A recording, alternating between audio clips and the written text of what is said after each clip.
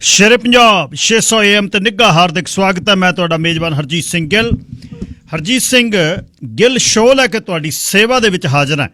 ਪਹਿਲੇ ਹਿੱਸੇ ਦੇ ਵਿੱਚ ਚੱਲਾਂਗੇ ਪੰਜਾਬ ਸਟੈਂਡ ਬਾਈ ਨੇ ਸਰਦਾਰ ਨਵਕਿਰਨ ਸਿੰਘ ਪੱਤੀ। 10 ਮਿੰਟ ਪਹਿਲਾਂ ਉਹਨਾਂ ਨੂੰ ਆਪਾਂ ਹੁਣ ਲੈਂਦੇ ਹਾਂ ਅਤੇ ਉਸ ਤੋਂ ਬਾਅਦ ਤੁਹਾਡੇ ਨਾਲ ਗੱਲਬਾਤ ਹੋਏਗੀ ਇਸੇ ਘੰਟੇ ਦੇ ਵਿੱਚ। ਅਤੇ ਅਗਲੇ ਹਿੱਸੇ ਦੇ ਵਿੱਚ ਕੋਵਿਡ-19 ਦੀਆਂ ਸਰਕਾਰੀ ਮਦਦਾਂ ਜਿਹੜੀਆਂ ਰਿਆਇਤਾਂ ਨੇ ਉਹ ਕਿਉਂ, ਕਿਹੋ ਜਿਹਾ ਤਜਰਬਾ ਕਿਵੇਂ ਰਹੀਆਂ। ਉਸ ਤੋਂ ਬਾਅਦ ਲੋਕ ਕੈਨੇਡੀਅਨ ਜਿਹੜੇ ਨੇ ਉਹ 30 ਅਪ੍ਰੈਲ ਤੋਂ ਟੈਕਸ ਵਾਲੀ ਜਿਹੜੀ ਤਰੀਕ ਹੈ ਉਹ ਅੱਗੇ ਕਰਨ ਦੇ ਲਈ ਕੋਸ਼ਿਸ਼ ਕਰ ਰਹੇ ਨੇ ਕਿ ਅੱਗੇ ਕਰੋ ਅੱਗੇ ਕਰੋ। ਉਹਦੇ ਕਾਰਨ ਫਾਇਦੇ ਅਤੇ ਨੁਕਸਾਨ 1844 247 604 204 0600 ਔਨ ਨੰਬਰ ਹੈ 6042040600। ਬੰਦਾ ਕਰੇ ਵੀ ਕੀ ਕਰੇ, ਦੋ ਬੇੜੀਆਂ 'ਚ ਪੈਰ ਨੇ। ਅੱਜ ਦੀ ਇਸ ਗੱਲਬਾਤ ਦੇ ਵਿੱਚ ਤੁਸੀਂ ਪਹਿਲੇ ਹਿੱਸੇ ਦੇ ਵਿੱਚ ਜਿਵੇਂ ਦੱਸਿਆ ਨਵਕਿਰਨ ਸਿੰਘ ਪੱਤੀ ਹੋਣੀ ਆਉਣਗੇ ਅਤੇ ਉਸ ਤੋਂ ਬਾਅਦ ਤੁਹਾਡੇ ਨਾਲ ਅੱਜ ਖੁੱਲ੍ਹੀ ਗੱਲਬਾਤ ਹੋਏਗੀ। ਸ਼ੇਰੇ ਪੰਜਾਬ radio.ca 'ਤੇ ਤੁਸੀਂ 6042040600 'ਤੇ ਆਉਣ ਨੰਬਰ ਇਹ ਹੈ, ਇਸ 'ਤੇ ਗੱਲਬਾਤ ਕਰਨੀ ਹੈ। ਅਤੇ ਨਾਲ ਹੀ ਜਿਹੜਾ ਐਪ ਹੈ, ਐਪ ਤੁਸੀਂ ਡਾਊਨਲੋਡ ਹੁਣ ਕਰ ਸਕਦੇ ਹੋ। ਐਪ ਤੁਹਾਡੇ ਲਈ ਹੈ, ਹਾਜ਼ਰ ਹੈ। ਅਤੇ ਇਸ ਦੇ ਨਾਲ 604 729 1224 6047291224 ਵਟਸਐਪ 'ਤੇ ਟੈਕਸਟ ਲਈ ਨੰਬਰ। ਜਿੰਦ ਮਜਾਜਣ ਜੀ ਨਾ ਦਿੰਦੀ, ਜੇ ਮੈਂ ਮਰਦਾ ਹੜ ਏਕੜ ਦੀ, ਜੇ ਥੀਂਦਾ ਮੈਨੂੰ ਥੀਣ ਨਾ ਦਿੰਦੀ, ਜਿੰਦ ਮਜਾਜਣ ਜੀ ਨਾ ਦਿੰਦੀ। ਜੇ ਮੈਂ ਕਹਿੰਦਾ ਟੁਰ ਚੱਲੀਏ ਕਿਧਰੇ ਦੇਸ਼ ਪਰਾਏ, ਤਾਂ ਆਖੇ ਜੇ ਪੈਰ ਪਟੀਵਾਂ ਚਾਨਣ ਮਿਧਿਆ ਜਾਏ, ਜੇ ਰਾਹਾਂ 'ਚੋਂ ਚਾਨਣ ਚੁਗਦਾ ਇਹ ਵੀ ਕਿਰਨ ਚੰਗੀਣ ਨਹੀਂ ਦਿੰਦੀ, ਜਿੰਦ ਮਜਾਜਣ ਜੀਣ ਨਹੀਂ ਦਿੰਦੀ। ਜੇ ਆਖਾਂ ਦਿਲ ਪਾਟ ਗਿਆ ਇਹਨੂੰ ਲਾ ਵਸਲਾਂ ਦੇ ਤੋਪੇ, ਤਾਂ ਆਖੇ ਕੋਈ ਸੂਈ ਕੰਧੂਈ ਪੁੜ ਜਾਊ ਮੇਰੇ ਪੋਟੇ। ਨਾ ਪੂਰਾ ਦਿਲ ਪਾਟਣ ਦਿੰਦੀ, ਨਾ ਪੂਰਾ ਇਹਨੂੰ ਸੀਣ ਹੀ ਦਿੰਦੀ, ਜਿੰਦ ਮਜਾਜਣ ਜੀਣ ਨਹੀਂ ਦਿੰਦੀ। ਜਿੰਦ ਨਹੀਂ ਤੇਰੇ ਖੈਰ ਬੁਲਾਈ, ਹੋ ਆਸੇ ਜਾਂ ਪਾਸੇ, ਹੋਰ ਨਾ ਸਾਥੋਂ ਕੱਟਣ ਹੁੰਦੇ ਬਿਰਹੋਂ ਦੇ ਜਗਰਾਤੇ। ਹੁਣ ਸਾਵਾਂ ਦੀ ਬੋਲੀ ਵਿੱਚੋਂ ਕਿਸਮਤ ਘੁੱਟ ਭਰੀਣ ਨਾ ਦਿੰਦੀ, ਜੇ ਮੈਂ ਮਰਦਾ ਹਾੜੇ ਕੱਢਦੀ, ਜੇ ਥੀਂਵਾ ਮੈਨੂੰ ਥੀਣ ਨਾ ਦਿੰਦੀ, ਜਿੰਦ ਮਜਾਜਣ ਜੀਣ ਨਾ ਦਿੰਦੀ, ਜਿੰਦ ਮਜਾਜਣ। ਸ਼ਿਵ ਕੁਮਾਰ ਬਟਾਲ ਵੀ ਲਿਖਦੇ ਨੇ। ਸਰ ਨਵਕਿਰਨ ਸਿੰਘ ਪੱਤੀ ਜੀ, ਸਵਾਗਤ ਤੁਹਾਡਾ, ਸਤਿ ਸ੍ਰੀ ਅਕਾਲ। ਸ਼ੁਕਰੀਆ ਗਿੱਲ ਸਾਹਿਬ। ਸਭ ਤੋਂ ਪਹਿਲਾਂ ਤੁਹਾਨੂੰ ਤੇ ਰੇਡੀਓ ਸ਼ੇਰੇ ਪੰਜਾਬ ਦੇ ਸਾਰੇ ਸਰੋਤਿਆਂ ਨੂੰ ਪਿਆਰ ਭਰੀ ਸਤਿ ਸ੍ਰੀ ਅਕਾਲ ਜੀ ਗਿੱਲ ਸਾਹਿਬ। ਅੱਛਾ, ਕਰੋਨਾ ਬਾਰੇ ਦਿਓ ਖਬਰ ਪਹਿਲਾਂ। ਕਰੋਨਾ ਕਿਵੇਂ ਹੈ ਗਿੱਲ ਸਾਹਿਬ? ਕਰੋਨਾ ਵਾਇਰਸ ਦੀ ਗਿੱਲ ਸਾਹਿਬ ਗੱਲਬਾਤ ਕਰੀਏ ਤਾਂ ਕਰੋਨਾ ਦੇ ਅੰਕੜੇ ਤਾਂ ਰਿਕਾਰਡ ਤੋੜਦੇ ਤੁਰੇ ਜਾਂਦੇ ਆ। ਹਰ ਰੋਜ਼ ਨਵਾਂ ਰਿਕਾਰਡ ਸਿੱਟਿਆ ਜਾਂਦਾ। ਹਰ ਰੋਜ਼ ਅੰਕੜਿਆਂ ਦੀ ਗਿਣਤੀ ਪਹਿਲਾਂ ਦੇ ਮੁਕਾਬਲੇ ਵੱਧ ਜਾਂਦੀ ਆ। ਕੱਲ 24 ਘੰਟਿਆਂ ਦੌਰਾਨ 3,79,257 ਮਾਮਲੇ ਸਾਹਮਣੇ ਆਏ। ਭਾਰਤ ਵਿੱਚ 3,645 ਮੌਤਾਂ ਹੋਈਆਂ। ਹਾਲਾਂਕਿ ਠੀਕ ਹੋਣ ਵਾਲੇ ਲੋਕਾਂ ਦੀ ਗਿਣਤੀ ਵੀ ਕਾਫੀ ਆ। 2,69,507 ਵਿਅਕਤੀ ਠੀਕ ਹੋਏ। ਪੰਜਾਬ 'ਚ ਅੱਜ ਜਿਹੜੇ ਕੇਸ ਆਏ ਨੇ ਉਹ ਵੀ ਨਵਾਂ ਰਿਕਾਰਡ ਬਣ ਕੇ 6,812 ਕੇਸ ਆਏ ਨੇ। 138 ਮੌਤਾਂ ਪੰਜਾਬ 'ਚ ਹੋਈਆਂ ਨੇ। ਸੋ ਬਹੁਤ ਜ਼ਿਆਦਾ ਸਥਿਤੀ ਹੈ ਜਿਹੜੀ ਉਹ ਅੰਕੜਿਆਂ ਦੇ ਹਿਸਾਬ ਦੇ ਨਾਲ ਇਸ ਤਰ੍ਹਾਂ ਦੀ ਬਣੀ ਹੋਈ ਆ। ਅਮਰੀਕਾ ਨੇ ਜਿੰਨੇ ਵੀ ਉਹਦੇ ਭਾਰਤ ਦੇ ਵਿੱਚ ਨਾਗਰਿਕ ਨੇ ਉਹਨਾਂ ਸਾਰਿਆਂ ਨੂੰ ਕਿਹਾ ਕਿ ਭਾਰਤ ਛੱਡ ਦਿੱਤਾ ਜਾਵੇ। ਉੱਧਰ ਪੰਜਾਬ 'ਚ ਪਤਾ ਲੱਗਿਆ ਹੈਗਾ ਕਿ ਆਕਸੀਜਨ ਦੀ ਬਹੁਤ ਜ਼ਿਆਦਾ ਜ਼ਰੂਰਤ ਹੈ। ਲਗਭਗ 300 ਮੈਟ੍ਰਿਕ ਟਨ ਜਿਹੜੀ ਆਕਸੀਜਨ ਉਹ ਰੋਜ਼ਾਨਾ ਜ਼ਰੂਰਤ ਹੈ, ਜਿਹਦੇ 'ਚੋਂ 36 ਮੀਟ੍ਰਿਕ ਟਨ ਆਕਸੀਜਨ ਹੈ ਜਿਹੜੀ ਉਹਦਾ ਉਤਪਾਦਨ ਹੀ ਹੁੰਦਾ, ਬਾਕੀ ਬਾਹਰੋਂ ਆਉਂਦੀ ਹੈ। ਖੈਰ UN ਤੋਂ ਜਿਹੜੀ ਮਦਦ ਲੈਣੀ ਸੀ ਸੰਯੁਕਤ ਰਾਸ਼ਟਰ ਤੋਂ, ਉਹ ਭਾਰਤ ਨੇ ਮਨਾ ਕੀਤਾ। ਇਹਦੀ ਵੀ ਕਾਫੀ ਚਰਚਾ ਚੱਲ ਰਹੀ ਹੈ ਕਿ ਮਜ਼ਬੂਤ ਪ੍ਰਬੰਧ ਦੱਸ ਕੇ ਜਿਹੜੀ ਭਾਰਤ ਨੇ ਮਦਦ ਉਹ ਠੁਕਰਾ ਦਿੱਤੀ ਹੈ। ਲੇਕਿਨ ਦੂਜੇ ਬੰਨੇ ਬਹੁਤ ਸਾਰੇ ਮੁਲਕਾਂ ਦੇ ਵਿੱਚ, ਤੁਹਾਡੇ ਕੈਨੇਡਾ ਨੇ ਵੀ ਬਹੁਤ ਮਦਦ ਕੀਤੀ ਆ, ਹੋਰ ਬਹੁਤ ਸਾਰੇ ਮੁਲਕਾਂ ਦੇ ਵਿੱਚੋਂ ਕਾਫੀ ਵੱਡੀ ਪੱਧਰ ਦੇ ਉੱਤੇ ਮਦਦ ਆ ਜਿਹੜੀ ਭਾਰਤ ਨੂੰ ਮਿਲ ਰਹੀ ਹੈ। ਕਈ ਖਿਡਾਰੀਆਂ ਨੇ ਵੱਖ-ਵੱਖ ਮੁਲਕਾਂ ਦੇ ਨੇ ਸਹਿਯੋਗ ਆ ਜਿਹੜਾ ਭਾਰਤ ਨੂੰ ਉਹ ਦਿੱਤਾ। ਪਰ ਕੁਛ ਤਸਵੀਰਾਂ ਨੇ ਜਿਹੜੀਆਂ ਉਹ ਚੰਗੀਆਂ ਵੀ ਨੇ ਇਸ ਸਮੇਂ ਦੌਰਾਨ, ਕੁਛ ਮਾੜੀਆਂ ਵੀ ਨੇ। ਮਾੜੀਆਂ ਤਾਂ ਇਹ ਨੇ ਕਿ ਲੁਧਿਆਣਾ ਦੀ ਅੱਜ ਇੱਕ ਬੜੀ ਤਸਵੀਰ ਹੈ ਜਿਹੜੀ ਗਿੱਲ ਸਾਹਿਬ ਦਿਲ ਦਹਿਲਾਉਣ ਵਾਲੀ ਹੈ। ਇਹ ਇੱਕ ਔਰਤ, ਨੌਜਵਾਨ ਔਰਤ ਹੈ, ਇੱਕ ਉਹਦਾ ਬੱਚਾ ਗੋਦ 'ਚ ਚੱਕਿਆ ਹੋਇਆ, ਇੱਕ ਕੁੜੀ ਹੈ ਛੋਟੀ ਜਿਹੀ 5 ਸਾਲਾਂ ਦੀ ਨਜ਼ਰ ਆਉਂਦੀ ਹੈ। ਉਹਨੂੰ ਐਂਬੂਲੈਂਸ ਨਹੀਂ ਮਿਲੀ ਲੁਧਿਆਣੇ 'ਚੋਂ ਡੈਡ ਬੋਡੀ ਲਿਜਾਣ ਦੀ ਆ, ਉਹਦੇ ਪਤੀ ਦੀ ਡੈਡ ਬੋਡੀ ਲੈ ਕੇ ਜਾਣੀ ਹੈ। ਫਿਰ ਉਹ ਆਟੋ ਦੇ ਵਿੱਚ ਕੁੜੀ ਨੂੰ ਮੂਹਰੇ ਬਿਠਾ ਲੈਂਦੀ ਹੈ 5 ਸਾਲਾਂ ਦੀ ਨੂੰ, ਇੱਕ ਬੱਚਾ ਗੋਦ 'ਚ ਚੱਕਦੀ ਹੈ, ਪਤੀ ਨੂੰ ਆਪਦੇ ਨਾਲ ਡੈਡ ਬੋਡੀ ਨੂੰ ਜਿਹੜਾ ਸੀਟ ਦੇ ਉੱਤੇ ਜਿਵੇਂ ਆਪਾਂ ਬੈਠਦੇ ਹਾਂ ਉਸ ਤਰੀਕੇ ਦੇ ਨਾਲ ਬਿਠਾਉਂਦੀ ਹੈ ਤੇ ਆਟੋ ਵਾਲੇ ਨੂੰ ਕਹਿੰਦੀ ਹੈ ਕਿ ਤੋਰ ਬਾਈ ਆਟੋ। ਉਸ ਤੋਂ ਬਾਅਦ ਭਾਵੇਂ ਜਦੋਂ ਤਸਵੀਰ ਵਾਇਰਲ ਹੋਈ ਬਹੁਤ ਸਾਰੀਆਂ ਸੰਸਥਾਵਾਂ ਉਹਦੀ ਮਦਦ ਦੇ ਲਈ ਅੱਗੇ ਆਈਆਂ, ਲੇਕਿਨ ਇਹ ਤਸਵੀਰ ਬੜੀ ਭਿਆਨਕ ਹੈ। ਉੱਤਰ ਪ੍ਰਦੇਸ਼ ਦੀ ਤਸਵੀਰ ਇੱਕ ਕੱਲ ਦੀ ਵਾਇਰਲ ਹੋ ਰਹੀ ਹੈ, ਇੱਕ ਵਿਅਕਤੀ ਸਾਈਕਲ ਦੇ ਉੱਤੇ ਆਪਦੀ ਪਤਨੀ ਨੂੰ ਜਿਹੜਾ ਬਜ਼ੁਰਗ ਆ ਉਹ ਲੈ ਕੇ ਜਾਂਦਾ। ਲੇਕਿਨ ਕੁਝ ਚੰਗੀਆਂ ਖਬਰਾਂ ਇਹ ਵੀ ਆ ਰਹੀਆਂ ਨੇ ਕਿ ਇੱਕ 85 ਸਾਲਾਂ ਦੇ ਬਜ਼ੁਰਗ ਨੇ, ਉਹ ਬੈੱਡ ਦੇ ਉੱਤੇ ਸੀ, ਆਕਸੀਜਨ ਲੱਗੀ ਹੋਈ ਸੀ, ਉੱਥੇ ਇੱਕ ਔਰਤ ਆਈ, ਉਹਨੇ ਆਪਣੇ ਪਤੀ ਦੇ ਲਈ ਬੈੱਡ ਚਾਹੀਦਾ ਸੀ ਤਾਂ ਉਹ 85 ਸਾਲ ਦੇ ਬਜ਼ੁਰਗ ਉੱਠ ਖੜਿਆ, ਉਹ ਕਹਿੰਦਾ ਮੈਂ ਤਾਂ ਬਹੁਤ ਜਿਉਣ ਉਮਰ, ਤੁਸੀਂ ਇਹਨੂੰ ਬੈੱਡ ਦੇ ਦਿਓ ਮੇਰਾ। ਦਿੱਲੀ ਤੋਂ ਬਹੁਤ ਸਾਰੀਆਂ ਚੰਗੀਆਂ ਤਸਵੀਰਾਂ ਆ ਰਹੀਆਂ ਕਿ ਸਿੱਖ ਸੰਸਥਾਵਾਂ, ਸਾਡੀ ਦਿੱਲੀ ਸਿੱਖ ਗੁਰਦੁਆਰਾ ਮੈਨੇਜਮੈਂਟ ਕਮੇਟੀ, ਤਾਂ ਉਹਨਾਂ ਨੇ ਲੰਗਰ ਲਾਤੇ ਆਕਸੀਜਨ ਦੇ ਸਿਲੰਡਰਾਂ ਦੇ। ਹੋਰ ਬਹੁਤ ਸਾਰੀਆਂ ਸਿੱਖ ਸੰਸਥਾਵਾਂ, ਸਿੱਖ ਵਿਅਕਤੀ, ਭਾਵੇਂ ਦਿੱਲੀ 'ਚ ਜੋ ਮਰਜ਼ੀ ਵਾਪਰਿਆ, ਸਾਰਾ ਕੁਛ ਅੱਜ ਉਹ ਇਹ ਦਿਖਾ ਰਹੇ ਨੇ ਕਿ ਦੁਨੀਆ ਭਰ ਦੇ ਵਿੱਚੋਂ ਜਿਹੜਾ ਸਹਿਯੋਗ ਆ ਉਹ ਮਿਲ ਰਿਹਾ ਹੈ। ਗੁਰਦੁਆਰਾ ਸਾਹਿਬਾਨਾਂ ਦੇ ਅੱਗੇ ਉਹਨਾਂ ਨੇ ਕਿਹਾ ਕਿ ਆਓ, ਵੱਡੀ ਗਿਣਤੀ ਦੇ ਵਿੱਚ ਲੋਕ ਕਿਸੇ ਵੀ ਧਰਮ, ਕਿਸੇ ਵੀ ਜਾਤ, ਕਿਸੇ ਵੀ ਮਜ਼ਹਬ ਦੇ ਹੋ ਸਕਦੇ ਨੇ, ਉਹ ਗੁਰਦੁਆਰਾ ਸਾਹਿਬਾਨਾਂ ਦੇ ਅੱਗੇ ਔਰ ਗੁਰਦੁਆਰਾ ਸਾਹਿਬਾਨਾਂ ਦੇ ਵਿੱਚ ਜਾ ਰਹੇ ਨੇ ਸਹਿਯੋਗ ਦੇ ਲਈ, ਔਰ ਉੱਥੇ ਉਹਨਾਂ ਨੂੰ ਸਾਰਾ ਪ੍ਰੋਵਾਈਡ ਹੋ ਰਿਹਾ ਹੈਗਾ। ਰਾਜਸਥਾਨ ਦੇ ਵਿੱਚ ਵੀ ਕੁਝ ਸਿੱਖ ਸੰਸਥਾਵਾਂ ਨੇ ਜਿਹੜਾ ਇਸ ਤਰੀਕੇ ਦਾ ਸਹਿਯੋਗ ਹੈਗਾ ਉਹ ਦਿੱਤਾ ਹੈਗਾ। ਸੋ ਇਹ ਕੁਛ ਚੰਗੀਆਂ ਤਸਵੀਰਾਂ ਵੀ ਨੇ ਔਰ ਕੁਛ ਏਦਾਂ ਦੀਆਂ ਤਸਵੀਰਾਂ ਨੇ ਵੀ ਜਿਹਦੇ 'ਚ ਕਿਤੇ ਕੋਈ ਡਾਕਟਰ ਆ ਜਿਹੜਾ ਉਹ ਆਕਸੀਜਨ 2 ਨੰਬਰ 'ਚ ਵੇਚੀ ਜਾਂਦਾ ਹੈ, ਕਿਤੇ ਕੋਈ ਰਾਜਨੀਤਿਕ ਆਗੂ ਆ ਜਿਹੜਾ ਉਹ ਟੀਕੇ ਵੇਚੀ ਜਾਂਦਾ, ਇੰਜੈਕਸ਼ਨ ਵੇਚੀ ਜਾਂਦਾ, ਕਿਤੇ ਕੋਈ ਇਹ ਕਹਿ ਕੇ ਵੀ ਆਹ ਦੇਖੋ ਮੇਰੇ ਕੋਲ ਕਰੋਨਾ ਦੀ ਅਸਲੀ ਦਵਾਈ ਆ, ਉਹਦੇ 'ਚ ਕਿਸੇ ਨੂੰ ਠੱਗੀ ਜਾਂਦਾ। ਸੋ ਏਦਾਂ ਦੇ ਵੀ ਹੈ ਇਸ ਮਹਾਮਾਰੀ ਦੇ ਦੌਰਾਨ, ਏਦਾਂ ਦੇ ਲੋਕ ਵੀ ਨੇ ਔਰ ਏਦਾਂ ਦੇ ਚੰਗੇ ਲੋਕ ਵੀ ਨੇ ਜਿਹੜੇ ਬੈੱਡ ਵੀ ਛੱਡੀ ਜਾਂਦੇ ਨੇ, ਜਿਹੜੇ ਸਾਰਾ ਕੁਝ ਛੱਡ ਕੇ ਫ੍ਰੀ ਦੇ ਵਿੱਚ ਜਿਹੜਾ ਉਹ ਸੰਸਕਾਰ ਵੀ ਕਰ ਰਹੇ ਨੇ, ਸ਼ਮਸ਼ਾਨ ਘਾਟਾਂ ਦੇ ਵਿੱਚ ਜਾ ਕੇ ਲੱਕੜਾਂ ਵੀ, ਹਰ ਤਰ੍ਹਾਂ ਦਾ ਸਹਿਯੋਗ ਪ੍ਰੋਵਾਈਡ ਕਰ ਰਹੇ ਨੇ। ਸੋ ਹਰ ਤਰ੍ਹਾਂ ਦੇ ਲੋਕ ਜਿਹੜੇ ਅੱਜ ਸਾਹਮਣੇ ਆ ਰਹੇ ਨੇ, ਕਤਾਰਬੰਦੀ ਹੈ ਜਿਹੜੀ ਉਹ ਨਜ਼ਰ ਆ ਰਹੀ ਹੈ ਜੀ। ਅੱਛਾ, ਮੋਦੀ ਉਹਨਾਂ ਤੇ ਸੋਸ਼ਲ ਮੀਡੀਆ ਦੇ ਰਾਹੀਂ ਲੋਕਾਂ ਨੇ ਆਪਣਾ ਗੁੱਸਾ ਕੱਢਿਆ, ਫੇਸਬੁੱਕ ਤੇ ਟਵਿੱਟਰ ਰਾਹੀਂ ਰਿਜ਼ਾਈਨ ਮੋਦੀ ਦੀ ਗੱਲ ਚੱਲ ਰਹੀ ਹੈ ਜੀ। ਜੀ ਗੱਲ ਆਵੇ ਅੱਜ ਬਹੁਤ ਚਰਚਾ ਜਿਹੜੀ ਆ ਉਹ ਚੱਲੀ ਹੈ, ਕਿਉਂਕਿ ਫੇਸਬੁੱਕ ਵਾਲੇ ਨੇ ਇੱਕ ਵਾਰ ਤਾਂ ਬੰਦ ਕਰਤਾ ਸੀਗਾ। ਫੇਸਬੁੱਕ ਦੇ ਉੱਤੇ ਇੱਕ ਹੈਸ਼ਟੈਗ ਰਿਜ਼ਾਈਨ ਮੋਦੀ ਪਪੂਲਰ ਹੋ ਗਿਆ। ਪਪੂਲਰ ਹੋਣ ਤੋਂ ਬਾਅਦ ਲੋਕਾਂ ਨੇ ਥੱਲੇ ਕਮੈਂਟ ਸ਼ੁਰੂ ਕੀਤੇ ਕਿ ਭਾਰਤ 'ਚ COVID-19 ਦੇ ਜਿਹੜੇ ਬਦਹਾਲ ਹਾਲਾਤ ਨੇ ਉਹਦੇ ਕਰਕੇ ਨਰਿੰਦਰ ਮੋਦੀ ਅਸਤੀਫਾ ਦੇਣ। ਜਿਉਂ ਹੀ ਇਹ ਹੈਸ਼ਟੈਗ ਸੋਸ਼ਲ ਮੀਡੀਆ ਦੇ ਉੱਤੇ ਟ੍ਰੈਂਡ ਕਰਨ ਲੱਗਿਆ, ਫੇਸਬੁੱਕ ਵਾਲਿਆਂ ਨੇ ਬੈਨ ਲਾਤਾ, ਬਲੌਕ ਕਰਤਾ ਟ੍ਰੈਂਡ ਨੂੰ। ਉਸ ਤੋਂ ਬਾਅਦ ਕੁਝ ਲੋਕਾਂ ਨੇ ਜਿਹੜਾ ਉਹ ਫੇਸਬੁੱਕ ਛੱਡ ਕੇ ਟਵਿੱਟਰ ਦੇ ਉੱਤੇ ਜਿਹੜਾ ਹੈਸ਼ਟੈਗ ਅਪਣਾਤਾ, ਇਹ ਟਵਿੱਟਰ ਦੇ ਉੱਤੇ ਲਿਖਤਾ ਕਿ ਰਿਜ਼ਾਈਨ ਮੋਦੀ, ਔਰ ਉਹ ਇਹ ਹੈਸ਼ਟੈਗ ਆ ਜਿਹੜਾ ਉਹ ਟਵਿੱਟਰ ਦੇ ਉੱਤੇ ਪਪੂਲਰ ਹੋ ਗਿਆ।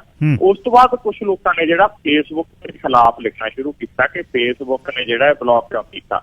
ਇਸ ਤੋਂ ਬਾਅਦ ਫੇਸਬੁੱਕ ਵਾਲਿਆਂ ਨੇ ਦੁਬਾਰੇ ਉਹਨੂੰ ਜਿਹੜਾ ਰਿਜ਼ਾਈਨ ਮੋਦੀ ਹੈਸ਼ਟੈਗ ਆ ਜਿਹੜੀ ਉਹਦੀ ਵਰਤੋਂ ਦੁਬਾਰੇ ਇਜਾਜ਼ਤ ਆ ਜਿਹੜੀ ਉਹ ਦੇ ਦਿੱਤੀ, ਔਰ ਉਸ ਤੋਂ ਬਾਅਦ ਬਹੁਤ ਸਾਰੇ ਯੂਜ਼ਰਸ ਨੇ ਜਿਹੜਾ ਉਹਨੂੰ ਵਰਤਣਾ ਸ਼ੁਰੂ ਕੀਤਾ ਤੇ ਭਾਰਤ ਸਰਕਾਰ ਦੇ ਹੱਥਾਂ ਪੈਰਾਂ ਦੀ ਪਈ ਰਹੀ।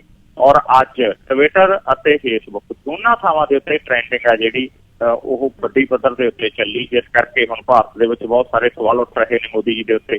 ਔਰ ਉਧਰੋਂ 5 ਰਾਜਾਂ ਦੇ ਕੋਲ ਵੀ ਅੱਜ ਆਏ, ਉਹਦੇ 'ਚ ਵੀ ਕਿਤੇ ਨਜ਼ਰ ਨਹੀਂ ਆ ਰਹੀ ਮੋਦੀ ਸਰਕਾਰ। ਪੱਛਮੀ ਬੰਗਾਲ 'ਚ ਇਹਨਾਂ ਨੇ ਬਹੁਤ ਜ਼ੋਰ ਲਾਇਆ, ਉੱਥੇ ਵੀ ਇਹਨਾਂ ਦੀ ਸਰਕਾਰ ਆ ਜਿਹੜੀ, ਭਾਵੇਂ ਇਹ ਅਸਲੀ ਨਤੀਜੇ ਨੇ ਜਿਹੜੇ 2 ਮਈ ਨੂੰ ਆਉਣੇ ਨੇ, ਜਿਹੜੀ ਸਥਿਤੀ ਲੇਕਿਨ ਨਜ਼ਰ ਆ ਰਹੀ ਹੈ ਉਹਦੇ 'ਚ ਪੱਛਮੀ ਬੰਗਾਲ ਦੇ ਵਿੱਚ ਸਰਕਾਰ ਬਣਦੀ ਹੈ ਜਿਹੜੀ ਭਾਜਪਾ ਦੀ, ਉਹ ਨਜ਼ਰ ਨਹੀਂ ਆ ਰਹੀ। ਸੋ ਇਸ ਕਰਕੇ ਹੁਣ ਇਹ ਸਵਾਲ ਖੜਨਾ ਗਾ।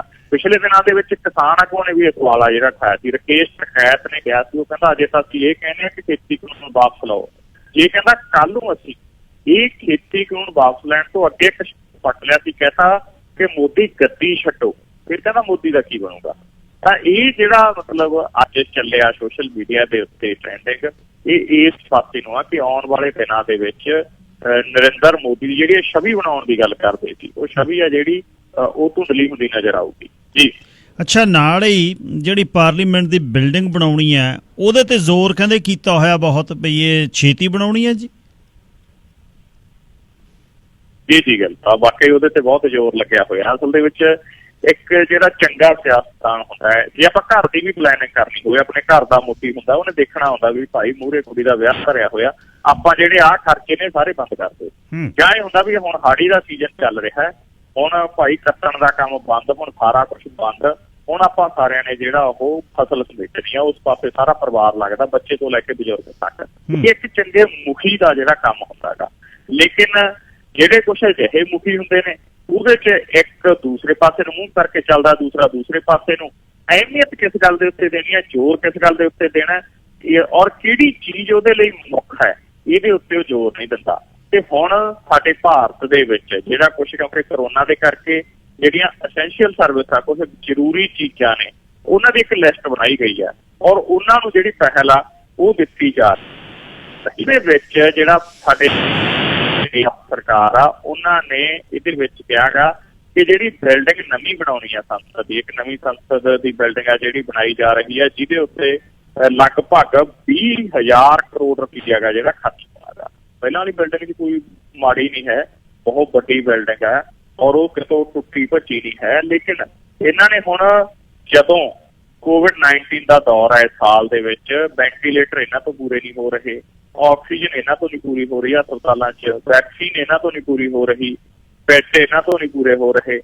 ਦੁਨੀਆ ਦਾ ਉਹ ਕੋਈ ਕੋਨਾ ਨਹੀਂ ਹੈ ਜਿਸ ਕੋਨੇ ਦੇ ਵਿੱਚੋਂ ਭਾਰਤ ਤੇ ਸਵਾਲ ਨਾ ਉੱਠ ਰਹੇ ਹੋਣ। ਚੀਨ ਨੇ ਆਪਦੇ ਜਿਹੜਾ ਮੇਨ ਉਹਨਾਂ ਦਾ ਅਖਬਾਰ ਆ, ਉੱਥੇ ਤੇ ਨਰਿੰਦਰ ਮੋਦੀ ਹੋਰਾਂ ਦੇ ਉੱਤੇ ਸਵਾਲ ਉਠਾਤੇ। ਬਹੁਤ ਸਾਰੇ ਦੇਸ਼ ਨੇ ਜਿੱਥੋਂ ਦੇ ਮੈਗਜ਼ੀਨ ਨੇ ਜਿਹੜੇ ਉਹ ਨਰਿੰਦਰ ਮੋਦੀ ਹੋਰਾਂ ਦੀ ਖਿੱਲੀ ਉਡਾ ਰਹੇ ਨੇ।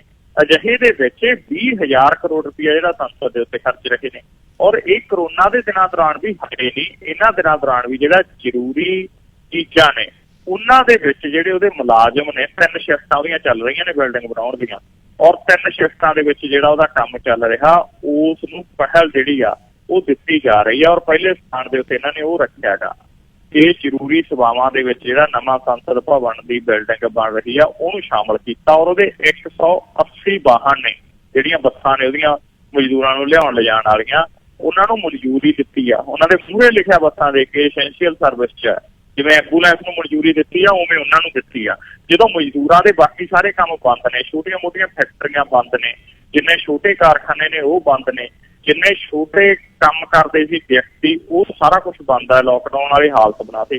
ਤਾਂ ਫਿਰ ਇਹ ਬਿਲਡਿੰਗ ਬਣਾਉਣ ਨੂੰ ਐਡੀ ਕੀ ਨੌਬਤ ਆਈ ਹੈਗੀ ਕਿ ਉਸ ਬਿਲਡਿੰਗ ਦੇ ਲਈ ਐਡਾ ਜਿਹੜਾ ਸਾਰਾ ਕੁਝ ਛੱਡ ਕੇ ਉਹ ਬਿਲਡਿੰਗ ਦੇ ਉੱਤੇ ਜ਼ੋਰ ਲਾਇਆ ਜਾਵੇ। ਤੋ ਇਹਦੇ ਤੇ ਸਰਕਾਰ ਘਿਰਦੀ ਨਜ਼ਰ ਆ ਰਹੀ ਹੈ। ਵਿਰੋਧੀ ਤਰ੍ਹਾਂ ਕਹਿ ਰਹੀਆਂ ਕਿ ਹੰਕਾਰੀ ਵਤੀਰਾ ਸਰਕਾਰ ਦਾ ਕਰੋਨਾ ਮਹਾਮਾਰੀ ਦੌਰਾਨ 20,000 ਕਰੋੜ ਰੁਪਇਆ ਖਰਚ ਕਰਨਾ, ਉਸਾਰੀ ਨੂੰ ਜਾਰੀ ਰੱਖਣਾ, ਇਹ ਠੀਕ ਨਹੀਂ ਹੈ। ਵੈਕਸੀਨ ਲਾਉਣ ਦਾ ਕੰਮ ਤਾਂ ਦਵਾਟੇ ਖੜਾ ਹੈਗਾ, ਔਰ ਇਹਦੀ ਜ਼ਿੰਮੇਵਾਰੀ ਰਾਜ ਸਰਕਾਰਾਂ ਤੇ ਨਿੱਜੀ ਲੋਕਾਂ ਦੇ ਉੱਤੇ ਸੁੱਟੀ ਜਾ ਰਹੀ ਹੈ। ਲਾਕਡਾਊਨ ਕਰਕੇ ਬੇਰੁਜ਼ਗਾਰ ਹੋਣ ਵਾਲੇ ਜਿਹੜੇ ਗਰੀਬ ਪਰਿਵਾਰ ਨੇ, ਉਹਨਾਂ ਲਈ ਰੋਜੀ ਰੋਟੀ ਦਾ ਸੰਕਟ ਖੜਾ ਗਾ, ਉਹਨਾਂ ਦੇ ਚੁੱਲ੍ਹੇ ਤਪ ਨਹੀਂ ਰਹੇ।